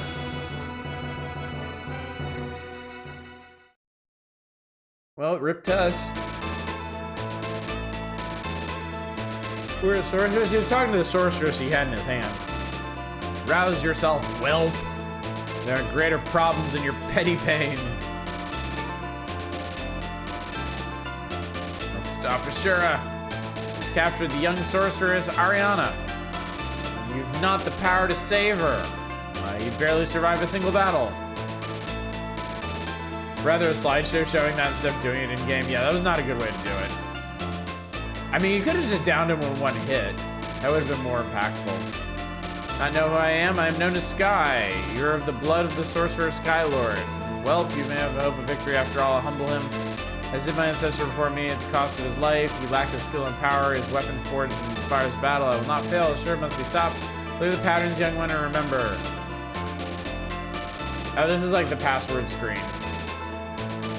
Mystic pattern, help preserve my quest, of course. Well, why do you dally here? Go. Consider me gone. Sky, I'm here. 420 blazing. I hope your breast carries a stout heart, whelp. Welp, welp, welp, welp, welp. Faltines Wood. So we have a world map too. Although it looks like it's just going from node to node.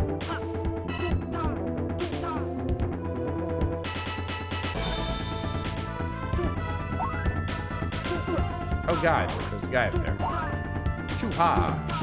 Choo-cha! Choo-choo. Oh, you can actually walk around in the trees. That's cool. You sink into them slowly. Which is not how trees work, but whatever. I'm basically swimming through the trees.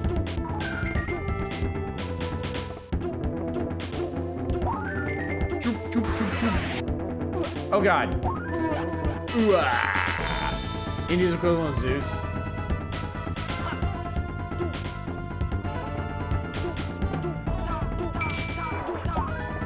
Choop-cha, choop-cha. Ha-hoo-ha. Chupa-cha.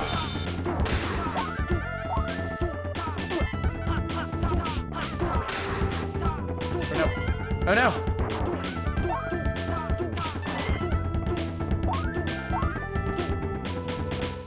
Hey, the 1-up comes back. Nice. Oh, fuck.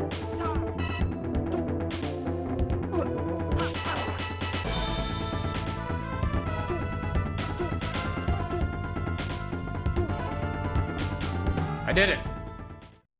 So there's slashy looking meter for? I don't know. Temple Infernus.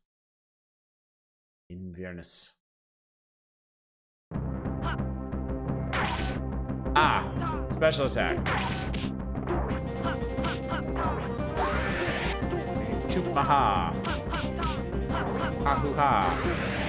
Choop choop choop choop choop ha ha ha. Choop choop choop ha ha ha choop.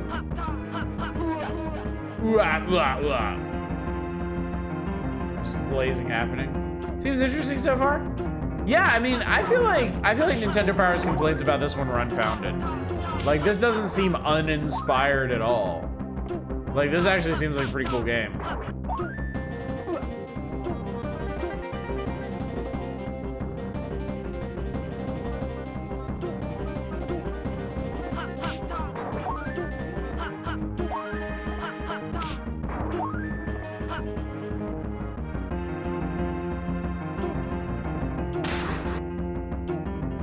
Oh shit.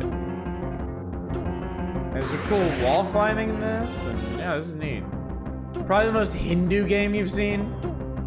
I mean, you can totally cling to the side of moving platforms in this. That's super cool. Oh, Lord have mercy. I don't like that. Hey-wee! Okay, so the levels are getting much more vertical already.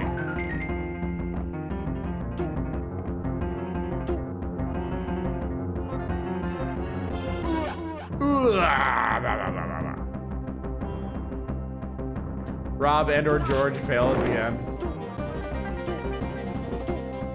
As if anyone would expect any more from them. They are disappointments through and through. They'll never be anything more than that. Dramatic death. Yeah, I love his little spin into oblivion. Shit. Yeah, the play control is very solid. It feels good. Yeah, these enemy designs are cool too. Yeah, I like this. Solid game. Very solid indeed. Ow.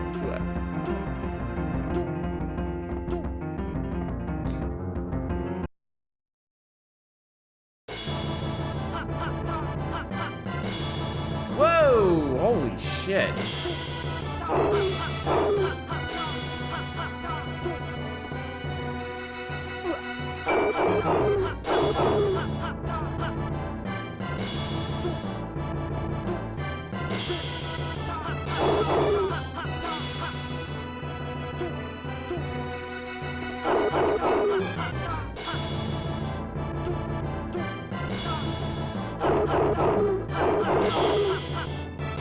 Alright, I think I got a pretty good system for this guy. Boom! There we go. Oh, swan dive whenever he jumps, sticking his chest out. Yeah, it's pretty great, isn't it? Really goes all. Whoa! Power Gain Comet Flash. Sweet. I dig it. Cliffs of Peril. Why didn't you just go through the woods, man? You don't have to imperil yourself on these cliffs. Whoa! We're doing what now?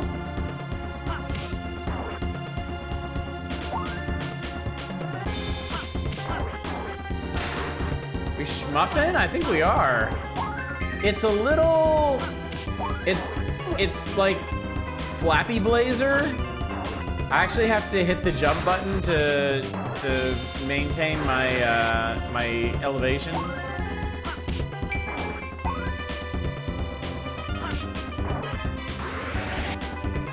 Yeah, it would be a lot better if it was just like free movement, but it's not, unfortunately.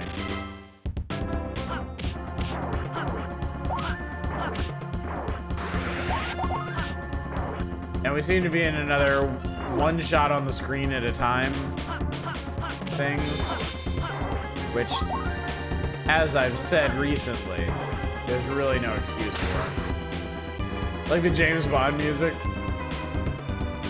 We done? Oh. Those really weren't very perilous cliffs at all, if we're being honest here. Tower of the Tarolisk.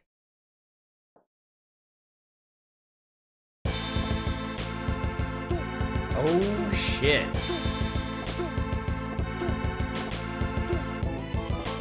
Dude, what a cool-ass game.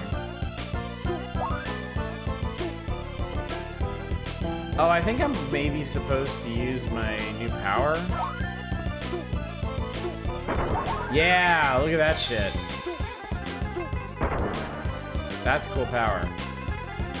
Ambitious with his game design here. Oh god, Jesus.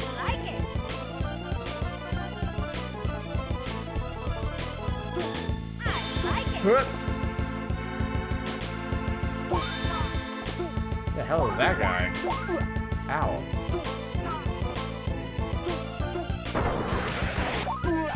Oh, no, he got me. He yeeted his lightning up. The last moment. Ah, oh, shit, he did it again. What a dick. Oh, no, I don't want to go back in here.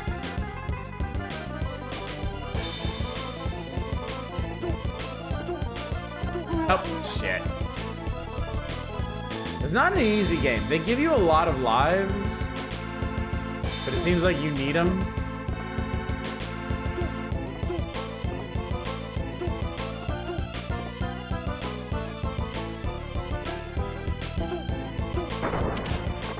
How? Oh, shit. I went low when I went high.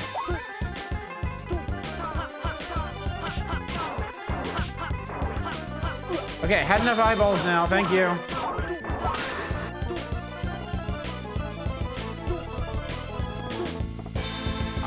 Okay, surface needs to be big enough for you to cling to. It seems like a 2-block surface won't work. Shit. Alright, well, at least I kicked his ass. Oh god, oh god, oh god. There we go. Okay, cool. Oh, Lord. Oh no! Fuck, Jesus! Seems like you can deflect attacks by punching them. Oh, Jesus.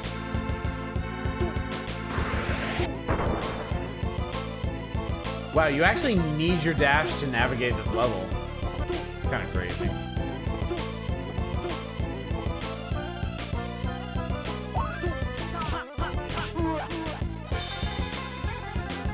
It seems to do a lot of damage. This is Pink Goes to Hollywood? Yes, exactly. I like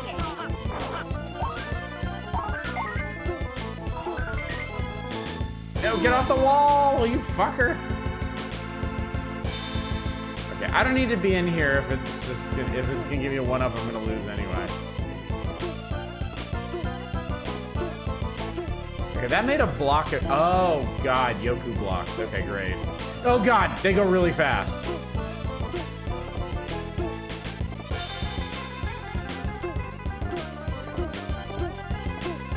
Oh fuck, they go really fast.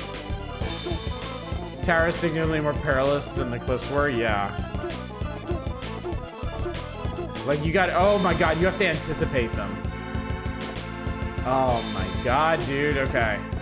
Game might be getting too hard for me. Oh shit, oh shit, oh shit!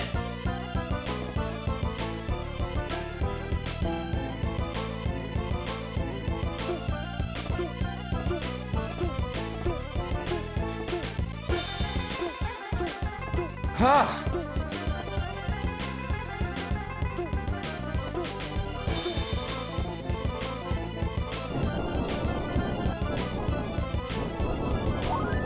Oh no.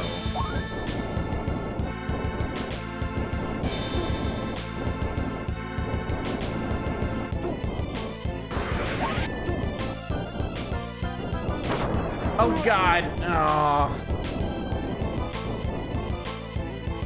I wanted to pop up there and dash through them, but obviously that didn't work.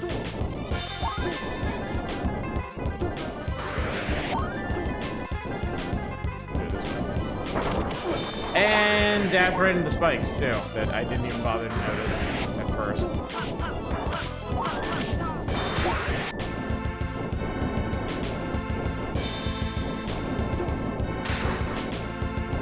I'm gonna die already, yeah. Oh man, you gotta get through that whole sequence. Ugh. Ugh.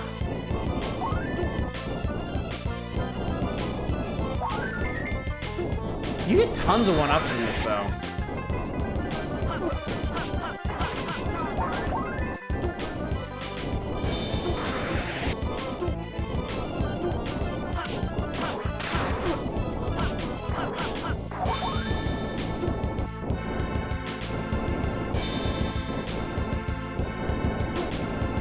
Oh, fuck. Okay. This game is hard.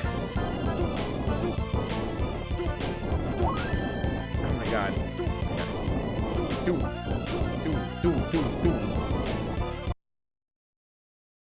Mouse? Oh, Lord. Okay. Oh, I guess. Okay, when the eye comes out, we gotta punch him in the eyeball. Shit.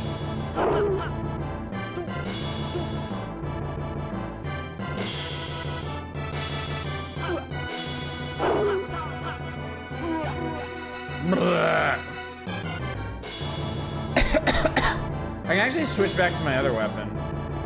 This might actually help me a bit more. Oh no, I think okay. I think we can just do that. Actually, I'm probably need to dash away from this guy. That was some... Yeah, I'm gonna have to dash over this guy.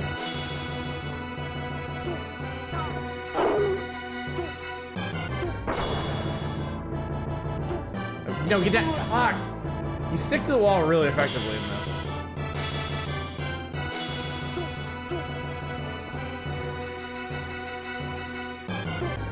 Oh shit. It's one big chungus.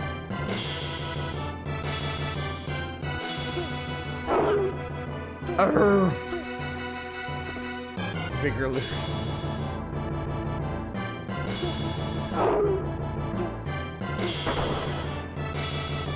There we go. Holy, what the shit, man? Oh, no. You're too big. Oh, I guess when it gets that big, you have to hide in the corner. So he'll actually get so big that he won't be able to reach through the corners anymore.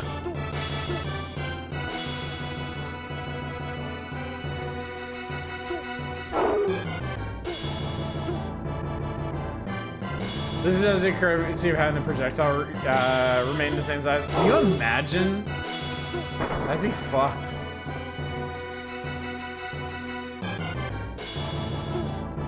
Okay, I can maybe hide here now. Yeah. Okay.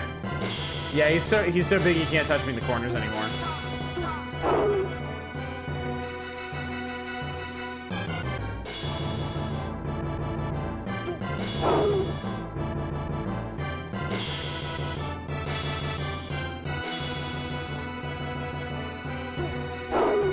He's gotten very silly. Hoisted by his own petard.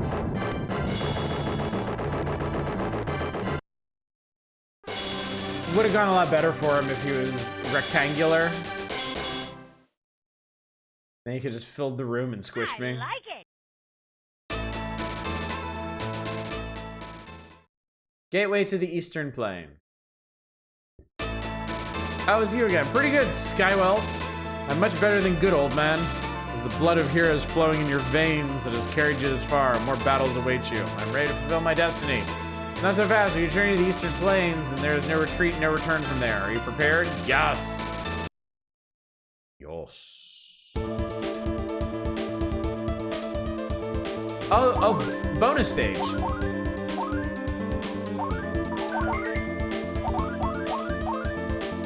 Okay, this doesn't handle great. You actually can't stop moving. I like it.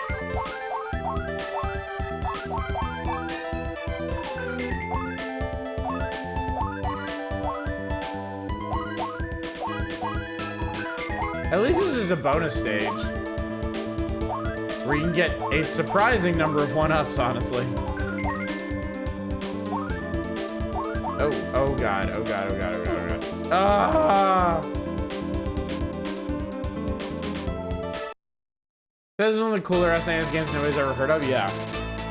So you avoid getting lost in flight. It's good you're here, greater struggles await. You must first master the 4 minor powers to prepare for the ultimate power of the fiery phoenix. Let's gain that power. Magically increase your endurance. Oh, cool. They give you more health as part of the plot. Mystic Force. Story. Oh, you can just repeat the text. Okay. It's like Serious Sam where they're going to make you dread getting ammo health power-ups. Let's do one more level and then move on. Oh, now things have opened up. Now we get to choose where to go. Interesting. Okay. The Sand Rivers of Shirol.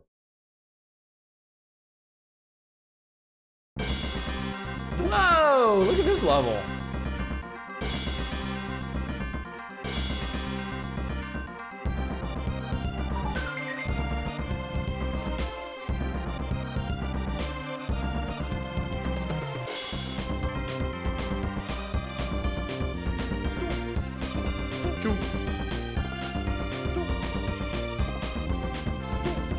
Oh god! Oh my god, are you kidding me? What the fuck?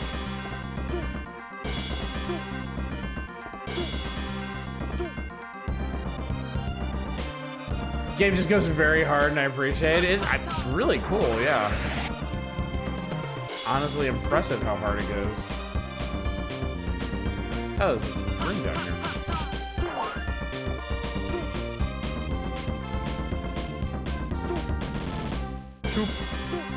Oh god, I gotta stop doing that. Oh god. Oh god. Oh god. Man. This game is something.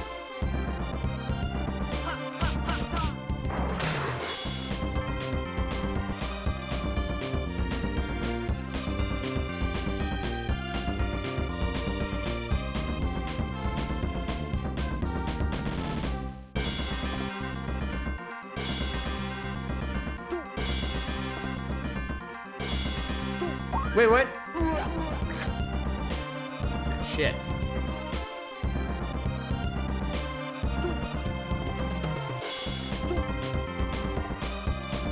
Sanded.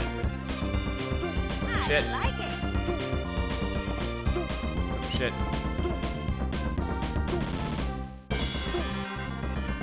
Okay, this level's a little questionable because sometimes the next thing you need to land on just doesn't show up. It's a really neat concept, but it's a little spotty in its implementation. Because the way this works, you can't really afford... Like, you really can't afford to miss one of these.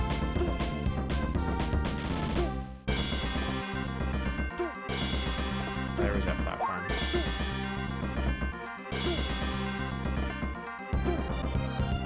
Oh, you know what? They're wanting you to go back and forth. That's what they're doing.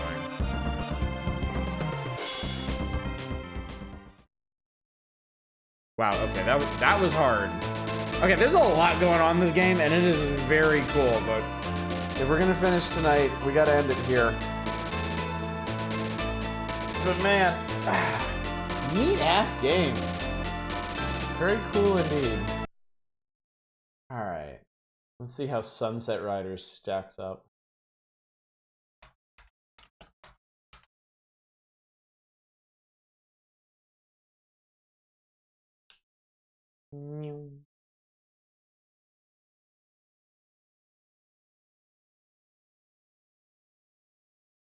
Positives are lacking for this in the review. There's so much more going for it. Oh, for Skyblazer? Yeah.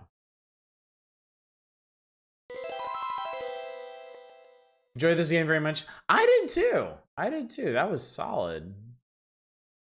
Hello. Yeah.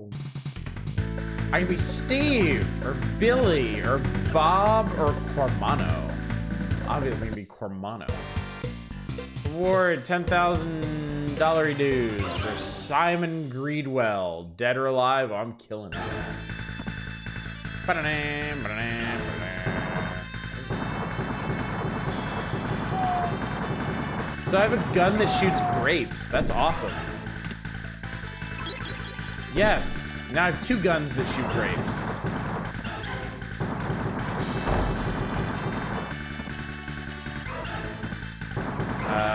What do I do now? Whoa, Konami used to make video games? Shocking, right? Oh, there we go. Okay, you can mantle up on these. Oh my god, now I'm shooting red grapes. Money! Money! Death!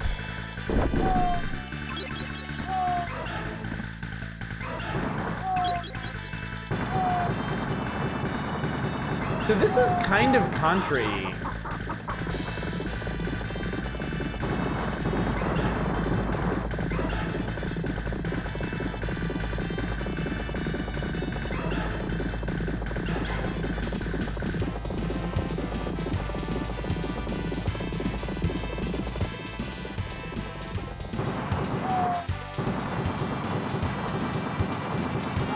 Not much to look at.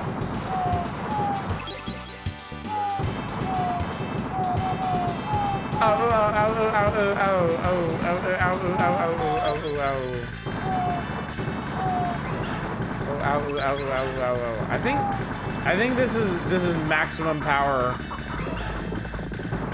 What if Contra but grapes? If it was only this easy to survive a stampede. If only, chat. Ah, look at him run! That's hilarious. Same soundbite from Contra 3 for the enemy deaths. Are we bossing now? Oh, we're definitely bossing. It's time to pay. It's time to pay!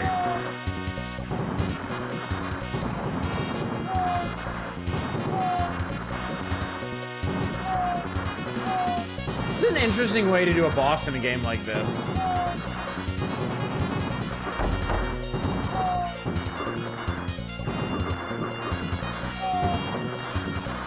Oh, I was expecting to go down real fast after I got rid of those. But nope.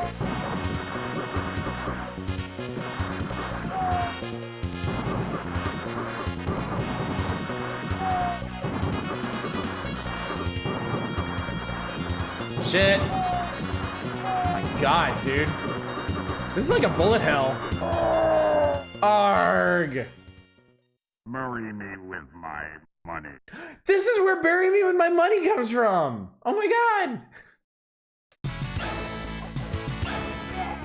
Yahoo! Bury me with my money.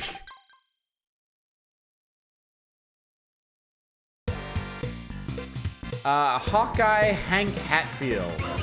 Dead or alive? I feel like they mixed like 3 different themes when naming that guy. I'm a horse! Horse is also pink.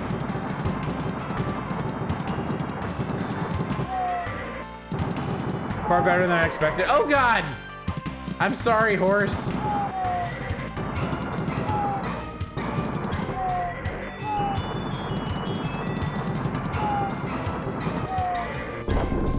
Oh god.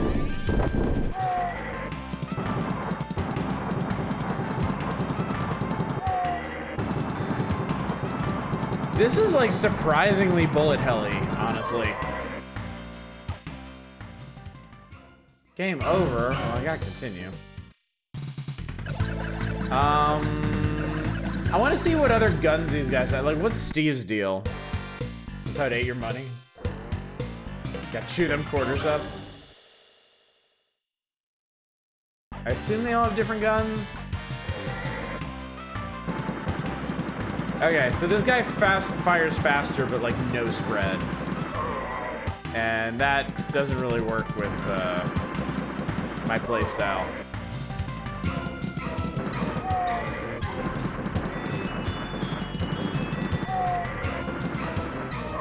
Jesus. 2 of each type, 2 6-shooter, and 2 shotgun. Okay. Okay, well that was neat. That was neat, but I think that's enough. My one weakness logs. His playstyle, no aiming. Exactly. Somebody else aim for me. I can't be arsed. Pink. Pink goes to Hollywood. So we're searching for a turkey level, huh?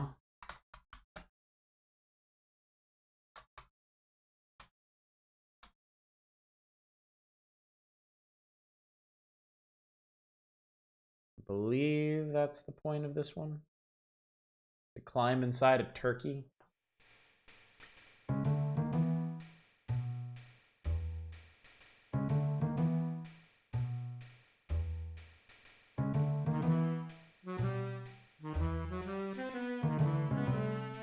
Oh, it's so pink. Oh, God Christ. And that guy is determined. Determined to murder the Pink Panther. Like, he just don't quit. Honey, I shrunk the pink. Big ass. Oh, okay, I can run. There's some mad ups. Oh, I can jump off them.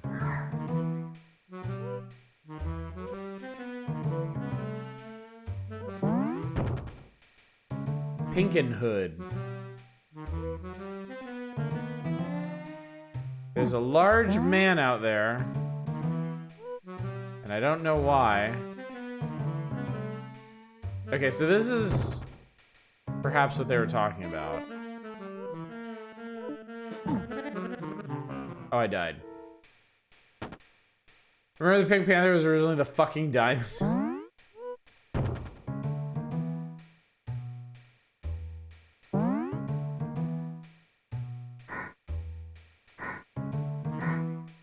Whoop, whoop.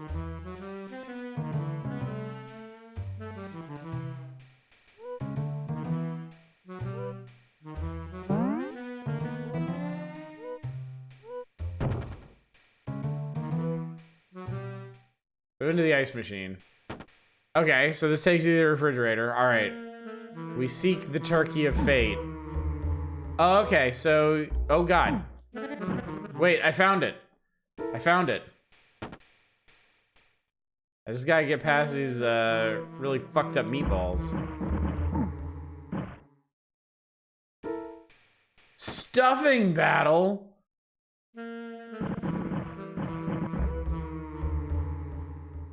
Oh, God. Oh, Jesus Christ. What have I done? Chat, why does this exist? That's... So we're in a turkey's ass.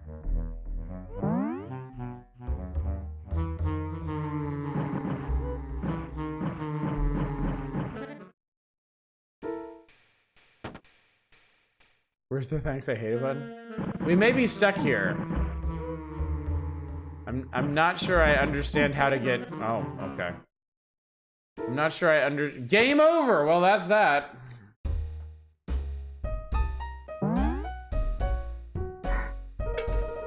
Oh, Oh, that's what those toll boxes are. So we take the coins. We gotta take the coins and we gotta stuff them in the toll boxes, and that gives us the ability to move on.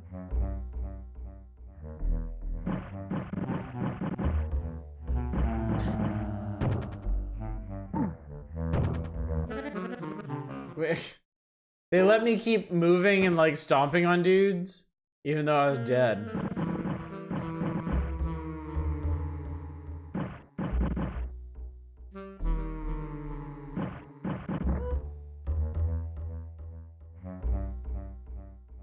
This is another one of those classic can go fast but don't games, because you'll just run into something that kills you.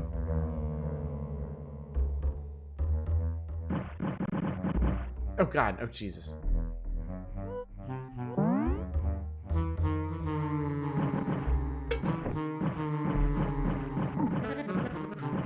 What the hell? What does that mean? Was that the wrong thing to toll? Oh, maybe that's what I need. Except I can't get it. This is demented, chat.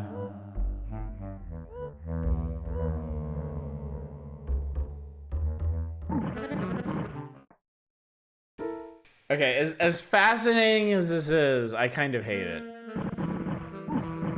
It's kind of awful to play.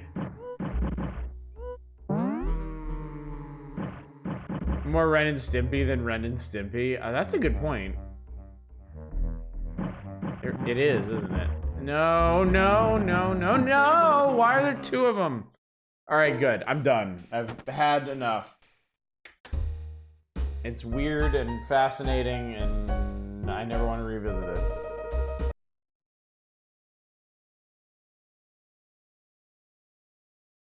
Death is lighter than a feather. Duty is heavier than a mountain.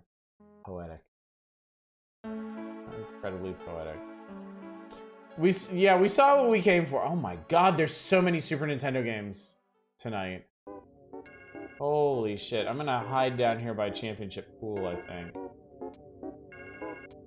Look at all this shit that was not in the magazine. What the hell?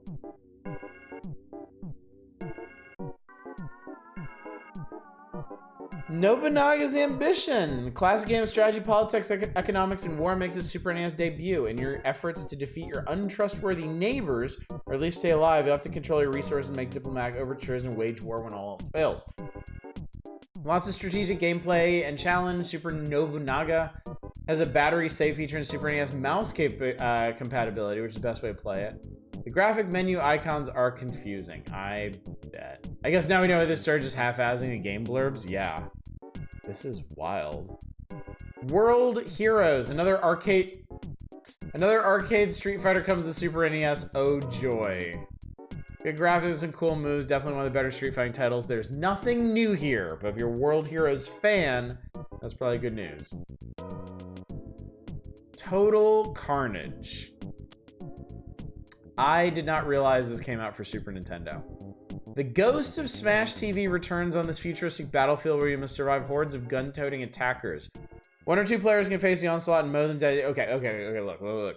This is the sequel to Smash TV, and it is like... if Smash TV turned top-down action to 11, this turns it to like 110. Like, this game is bonkers. Though I have to assume that the Super Nintendo version is neutered pretty heavily. Yeah, let's check it out. Let's check it out right now, in fact. Is it like Ikari Warriors 2? No, that one was super weird.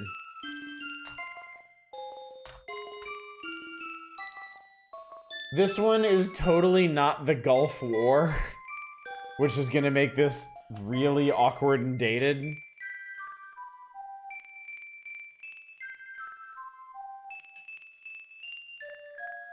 This game was also bloody and violent and gross, like, to a degree that even Smash TV was not. For some reason, I have 3 versions of this game.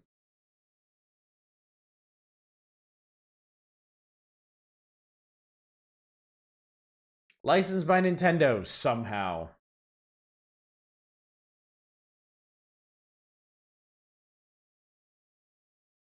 Total Carnage!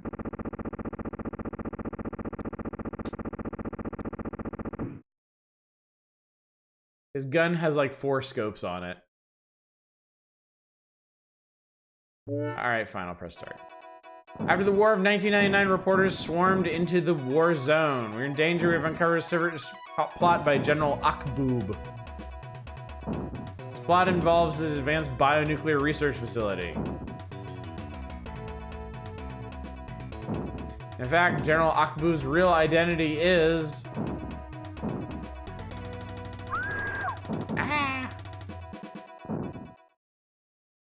See where Bush got his intel from? Yeah. All right, here we go. Boo! Destroy General Akboob's army. Game gets easier with 2 players. Rescue reporters and all civilians. Use warp discs for transport. Use time bombs and missiles to destroy all key targets. Protect our flag. Bombs destroy mines. Okay, whatever. Great. Anytime, straight up, anytime you see green blood, you know that is supposed to be red. Wow, okay, I'm dead already.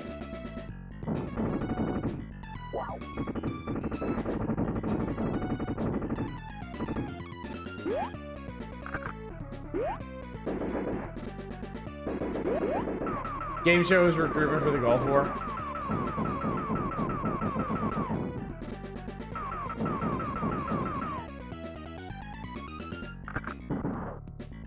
Where does this go?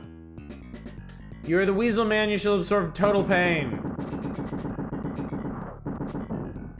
So, warp zones take you to, like, challenge areas.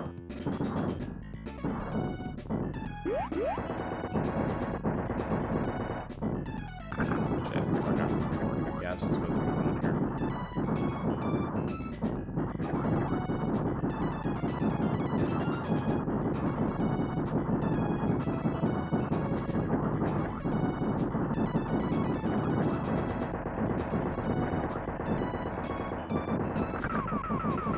Pew, pew, pew, pew, pew. Pew, pew, pew, pew, pew. Hey, I did it. Same continuity as Smash TV. I didn't understand the opening part correctly.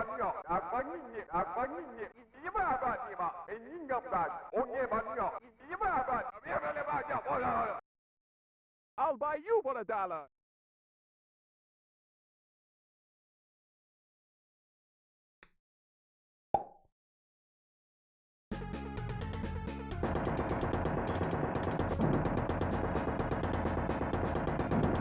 And now we have some kind of fucking weirdo biomutant things. And I just got set on fire by a missile. Oh no, I needed that to not be a dud.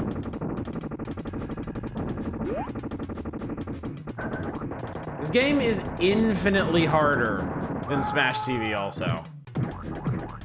It is insanely hard. I have never beaten this game. I've seen it beaten. I saw some older kids in the arcade once just pump an endless amount of quarters into this game and beat it.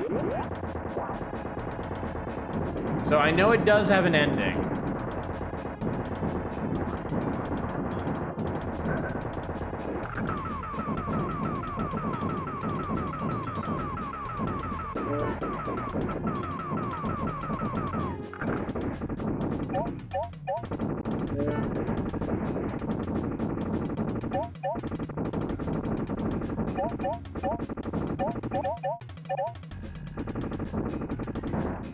Was the ending cool? The ending was pretty nuts. This one is also weird because it really only has like 2 bosses. Meet Orcus, the mother of all boss monsters. Oh, we just warped straight to the boss of this one.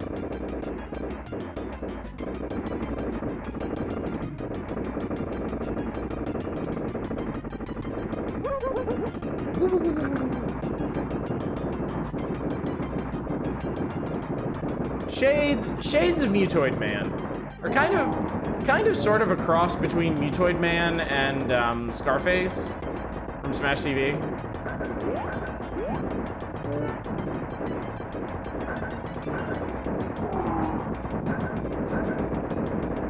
Sprites and music in this aren't as good as Smash TV. They are, okay, I will say this. This game looks much better in the arcade. The SNES version, like, the SNES version of Smash TV is a pretty decent approximation of Smash TV. The SNES version of Total Carnage is not a good version of Total Carnage.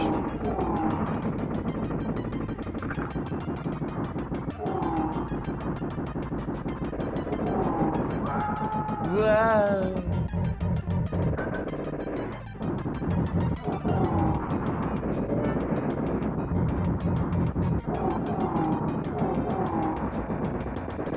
It was optimized for 2-player.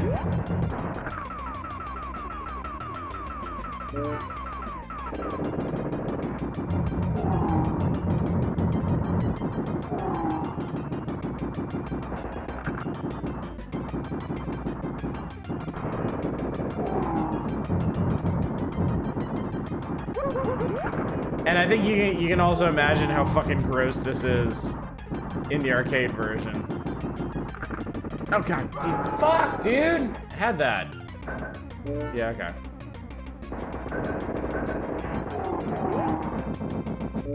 Yeah, you just reduce him to a giant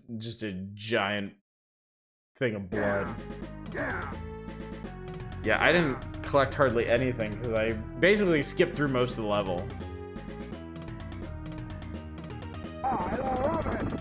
Yeah, that level was supposed to have like a big military parade you blow up. We have a tiny head, yeah.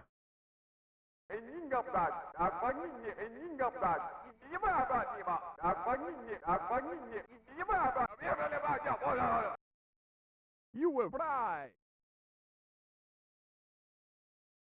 My god, these shoulders.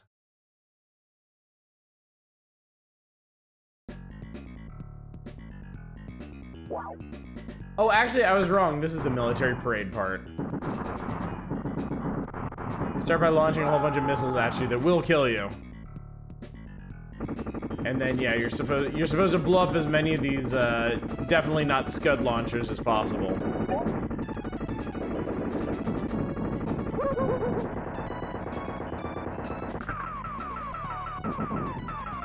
Are you fighting America? I don't think so.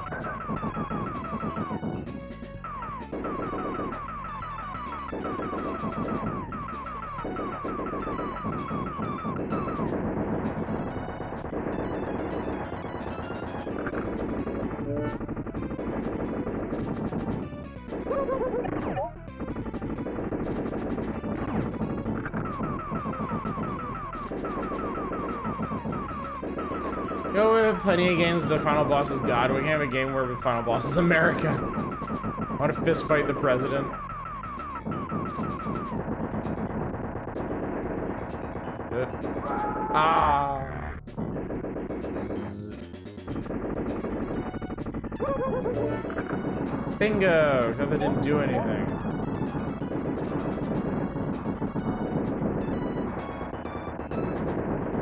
The FBI, I don't know this guy.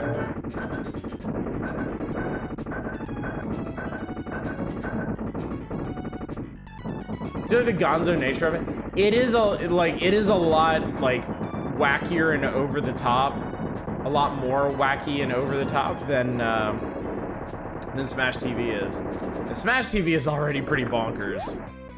So I like this game. I like this game a lot. It is not remotely fair. But it is a neat game. This is not a very good version of it. I gotta be honest. I would love to get the actual arcade version of this running and show you all the blood and gore and bits and stuff. Anyway, I think that's enough of this. Neither is Life Odyssey. So there's 3 levels in this. The first one, we beat the first level, but we skipped through most of it. This level has no final boss. You get thrown into an electric chair that you have to mash your way out of. Mashing is like physically impossible. It's basically there to make you continue. And then the final boss is General Akboob, and he has like 6 forms or something. I swear that fight, like, never ends. Thank you guys for giving me something to clean my ears with after watching a movie with unbalanced audio. Oh, my pleasure. My pleasure. Oh, we're not at Biometal yet, so let's go back and read some more. And, like, the game gets... If you can believe it, the game gets weirder the further you go in. You start running into all these, like, like mutated monsters, and there's like giant spiders, and you have to collect their eggs, and there's like these purple goo monsters, and it starts off the rails and just keeps going further. So Lamborghini American Challenge. Put your money where your lead foot is and take the challenge. Unique racing game lets you bet on your performance and win a purse for each race. You have to beat 18 top rally drivers. On roads all over the US, 2 players can compete. You can use Super NES mouse and Super Scope controllers. Good for. Oh, I think we read about this. It's a racing game you can actually control with the Super Scope by shooting where you want to drive. Which I would love to show you how that works, but I cannot, unfortunately. Sounds like a trip to your kid's school.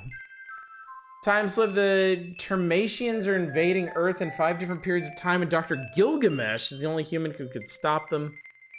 This plot leads you into 6 levels of non-stop shooting, jumping, ducking, and grabbing power-ups. Fun, fast action, mediocre graphics, not a lot of variety of play. Out to lunch, you'll begin your culinary adventure in Switzerland and move on to exotic locales like China and the jungle, where you'll have to collect a wide assortment of reluctant foodstuffs. Many stages within any country. Game gets progressively more difficult. Each stage is timed. You soon learn the food can bite back. Fun graphics and music. The challenge may not keep players engaged. We're back! A dinosaur's story.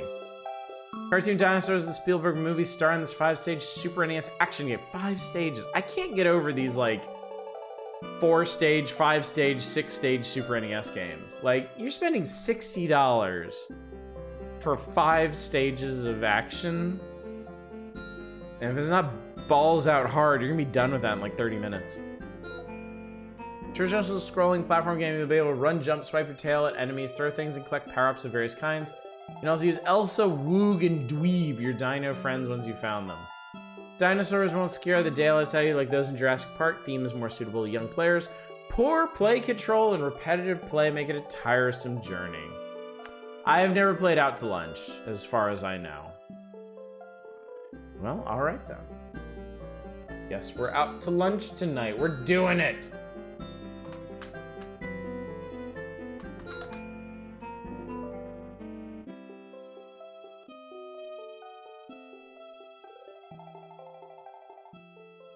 I might just jump straight to Biometal after this. Just because.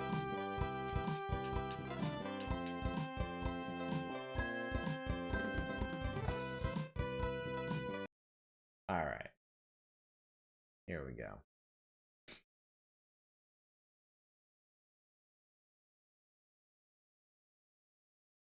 Mindscape has a hell of a splash screen. Okay.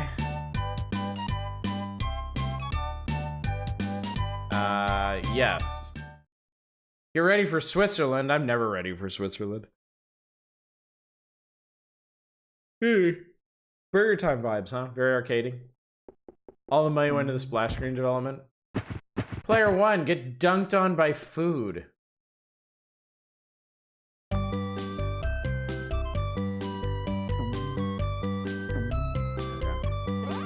F. Candy. Cake. Okay, so that's how you capture dudes. There's a run button. I just threw flour, I think.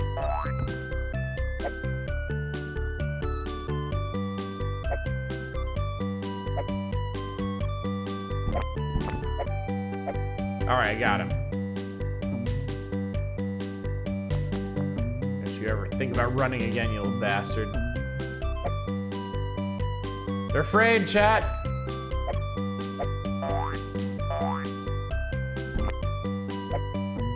Okay, so if you can catch them loose, you get a lot more points. But you can well, you get like double points, okay. Or you can also just stomp them. Stop in the tracks.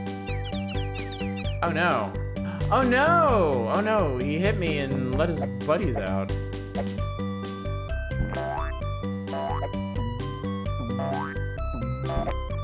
Shit.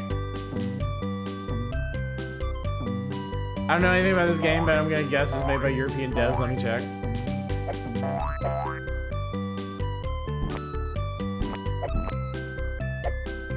The wet farty noise when I stomp on guys, I don't really need.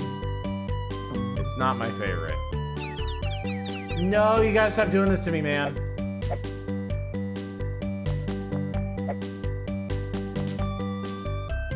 No, the food ran away. We were just trying to cook it. We were trying to help the food realize its full potential, and they ran away. Oh, I gotta deposit them in the cage at the bottom. And that's because of the Pugsley fart. I don't know why I can't get across here. Oh, shit, he's already out of here. There we go, okay. Oh, there we go. Boom.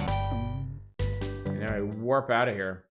Did get very quickly ported to Amiga, which makes sense because the game is a Amiga platformer as hell. That's true. What's up, Sacrificial Toast? How you doing tonight? I'm playing Dark Souls 2, no kidding. How's it going? I guess the real important question... Oh, that egg has a little helicopter-y thing. Going on. Come on, bro. It don't need to be like this. These mushrooms, little assholes. If you ask me. Oh, sorcerer yourself, finished the first 2 major areas. Nice. Nice, nice, nice.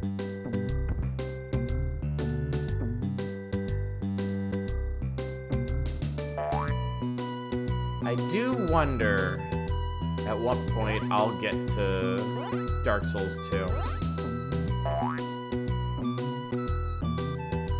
I wonder, I genuinely wonder, after we finish Dark Souls 1, how hard are people gonna agitate for 2? Need to reach the Nintendo Power.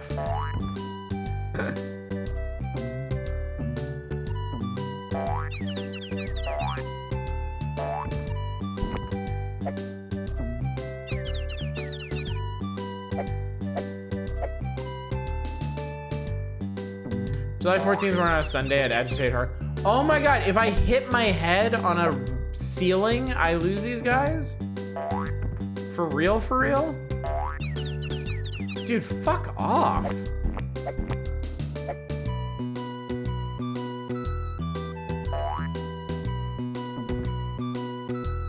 think I could do this stupid hook jump around here. Alright, no thank you. I think that's enough of that. Interesting concept, but I do not love the play control. Alright, let's play this biometal game while we got this up.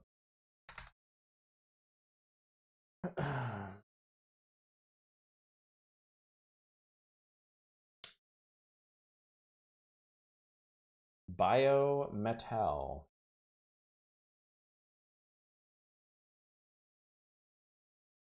Activision presents an Athena production. Prefer the original over Scholar, even though Scholar does give you more.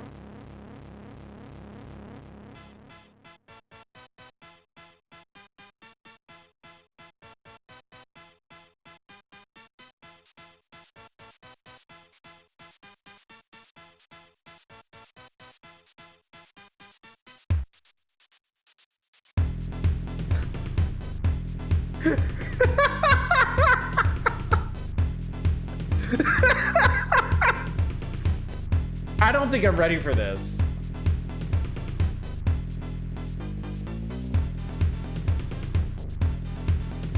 Dude, they're doing like crunchy hardcore sci-fi here while they're trying to pump up the jams.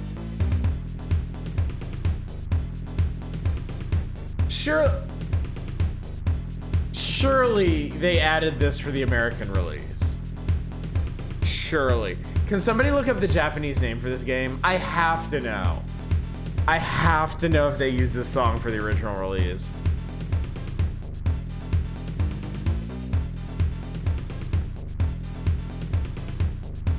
It said Activision, didn't it? Yeah, but it's like an Athena production. I'm just assuming that that's a Japanese studio. I mean, wouldn't that make sense? Activision licenses like a Japanese shmup and adds like this fucking soundtrack to it to make it more marketable. Somebody look this up. Okay. Yeah, that's what I thought. That's what I fucking thought.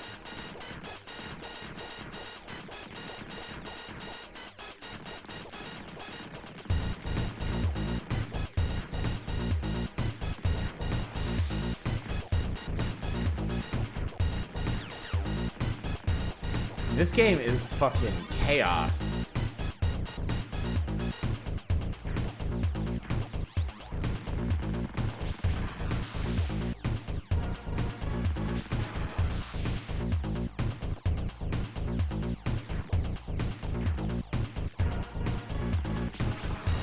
Good God! Like, bro, you can't put that many bullets on the screen if they're moving that fast.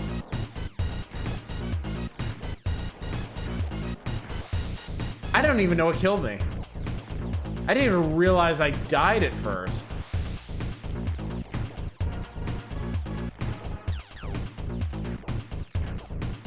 Digging the Geiger-esque enemy designs.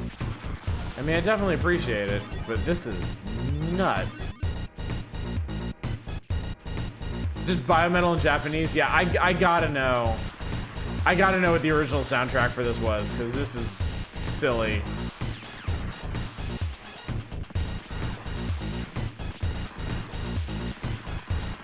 Bro, this is impossible. What the fuck? All right, hang on. I gotta hear the Japanese version of this.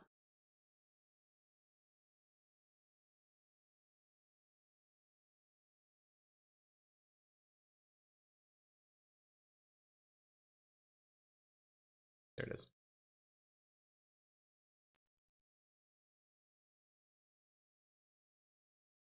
Can't sound worse.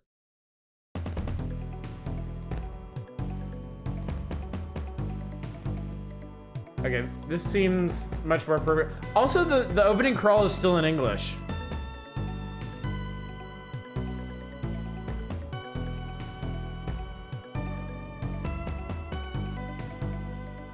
What if it was just the same?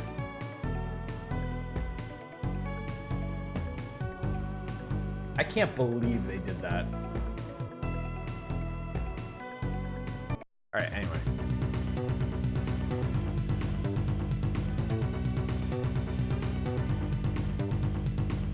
Halbard. I think for the American release, they fixed the spelling on that.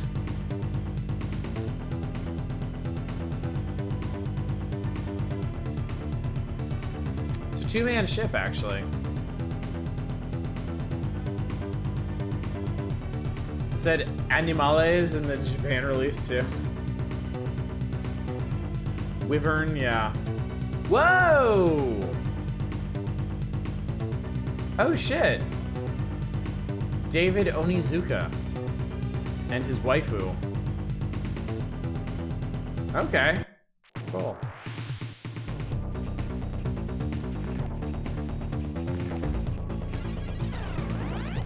Okay, it's still absolute chaos.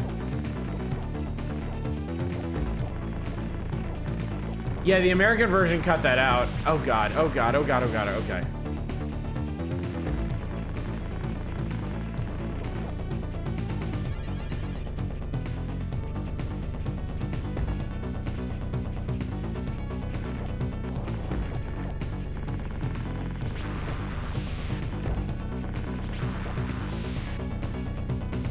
Can kind of hear the sound effects in this version.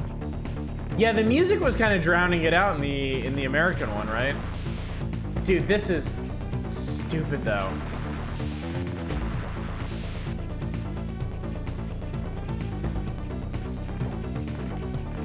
Too many bullets.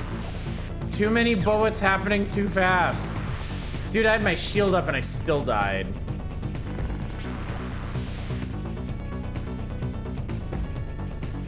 Too much noise on the screen. Oh, what the hell?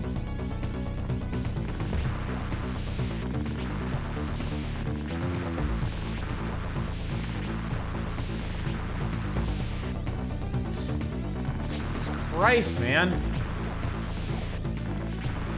Oh my god, dude. Actually didn't want to fuck.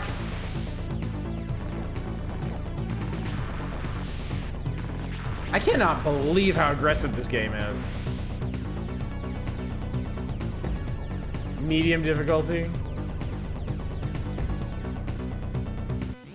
Warning. Robin George is too hardcore.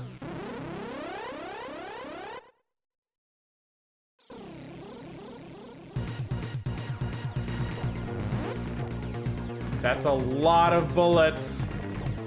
That is a stupid amount of bullets. Like, buddy, you already got your hype beam. Chill.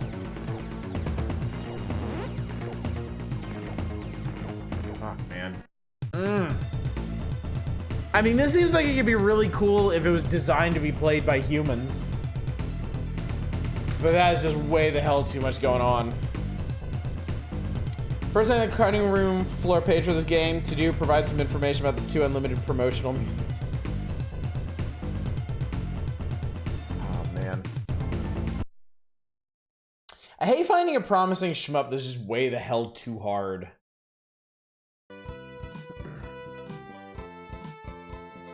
Famitsu barely gave it over 50%. Alright, to skip ahead real quick, you must pilot the galaxy's top fighter to save the world. Expect realistic looking backgrounds as the Halbard fighter wings its way through countless enemy biometals. Biometal doesn't cover any new ground, but does a good job going where the shooters have gone before. Good graphics and play control, no innovation, and medium challenge.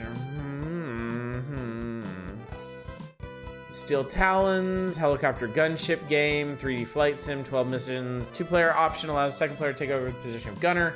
Blocky graphics aren't impressive, control of the chopper is rough. Super battleship, a unique approach of combining some strategy and some action, some fun graphics and sound effects. The action element requires only simple skills, and the strategy element may not satisfy hardcore strategy players. Championship pool, lots of variety and options that make the game great for one or multiplayer sessions. The controls for setting up shots. Some views are awkward. All right, Metal Combat. Find aboard your standing tank and enter the brutal sporting action of the future with Metal Combat. Oh, this is Super Scope. This is the sequel of Battle Clash, I think.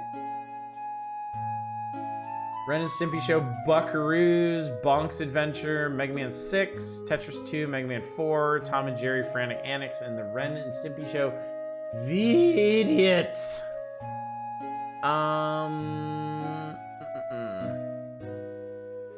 What do they say about these? Mega Man 6, excellent graphics, play control, and challenge. The only real weakness is the lack of originality. That's fairly true. Mega Man 4, play control, graphics, and challenge are all exceptional. Theme the same as always, no real surprises. Tetris 2, great challenge for 1 or 2 players, plain graphics, and unoriginal play that doesn't vary greatly from Tetris or Dr. Mario, for that matter. All right, bonkin', let's bonk it.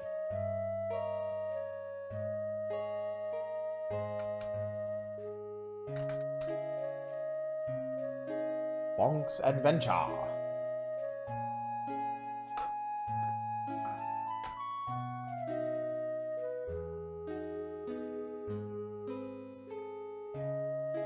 Half as charming as Game Boy Bonk. I did glimpse that for this version, the negative is that it doesn't control as well as the Game Boy one. The Game Boy one was pretty solid though. Aggressively well, especially considering the Bonk was the mascot for the TurboGrafx 16. That's what I always thought. It always seemed weird that he came over from there. Oh, my earbuds just died. Hang on one sec.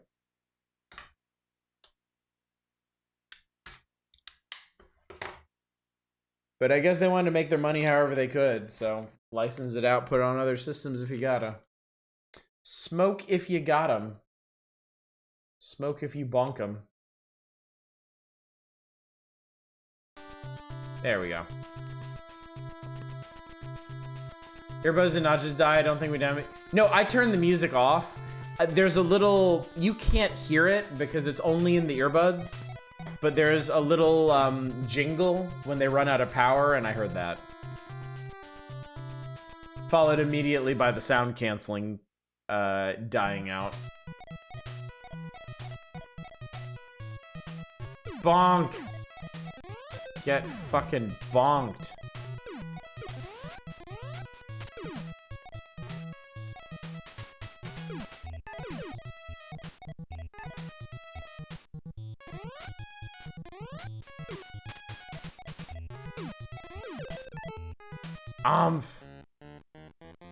Oh my god, I'm going nuclear!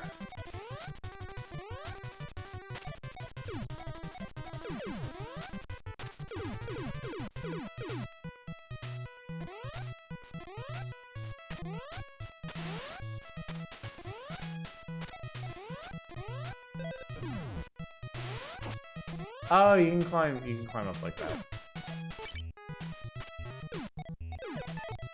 Same budget, Krillin hitting shit with his head. This one, I get what Nintendo Power was talking about. It is a bit clunkier than the Game Boy one.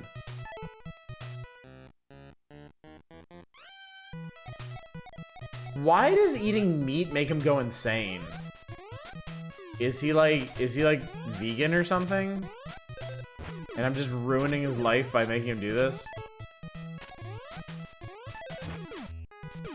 Parasites. It's Mad Cow.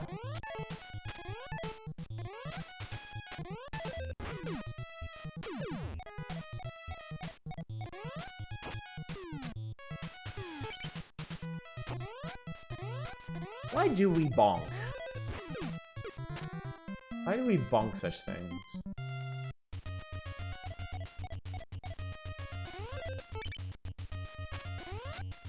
Guess we gotta leave his ass alone.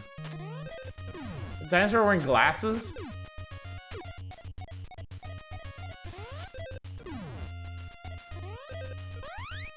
Y'all a fan of the cactus sprite?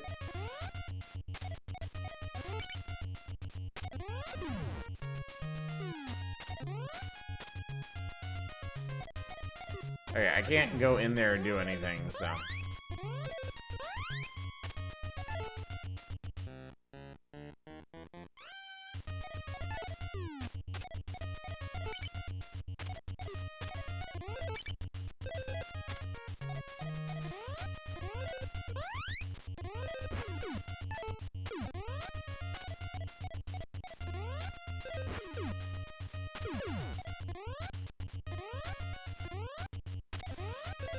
Not as good as the Game Boy I remember the Game Boy cactus was legendary. This guy's passable, I suppose. Man, I'm losing my play control here.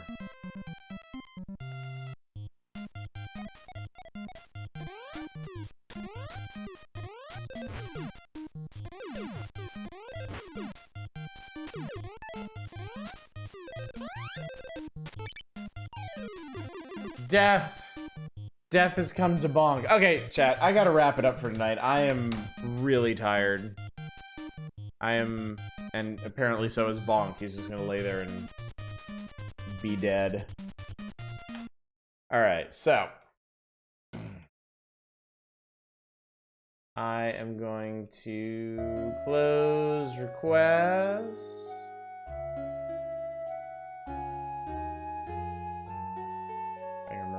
There it is. Okay, cool.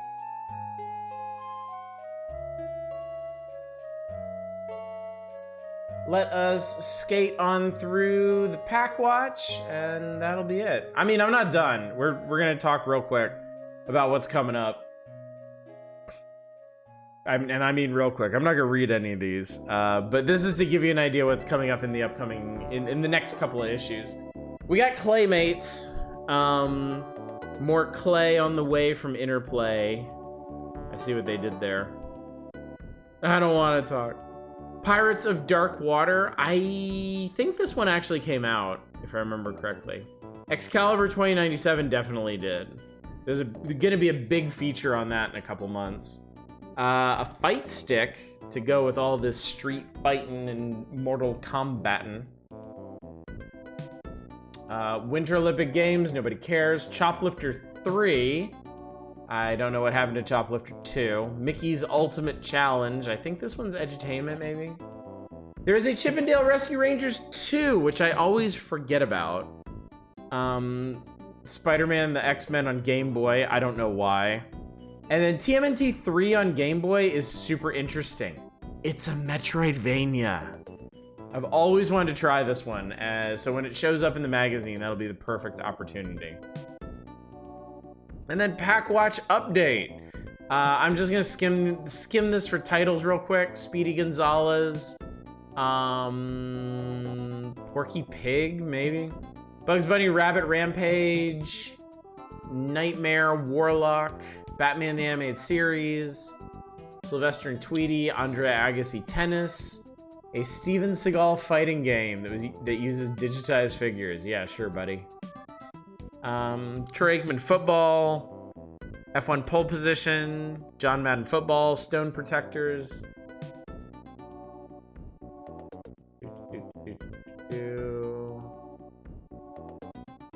Actually, not that much interesting info on upcoming games here.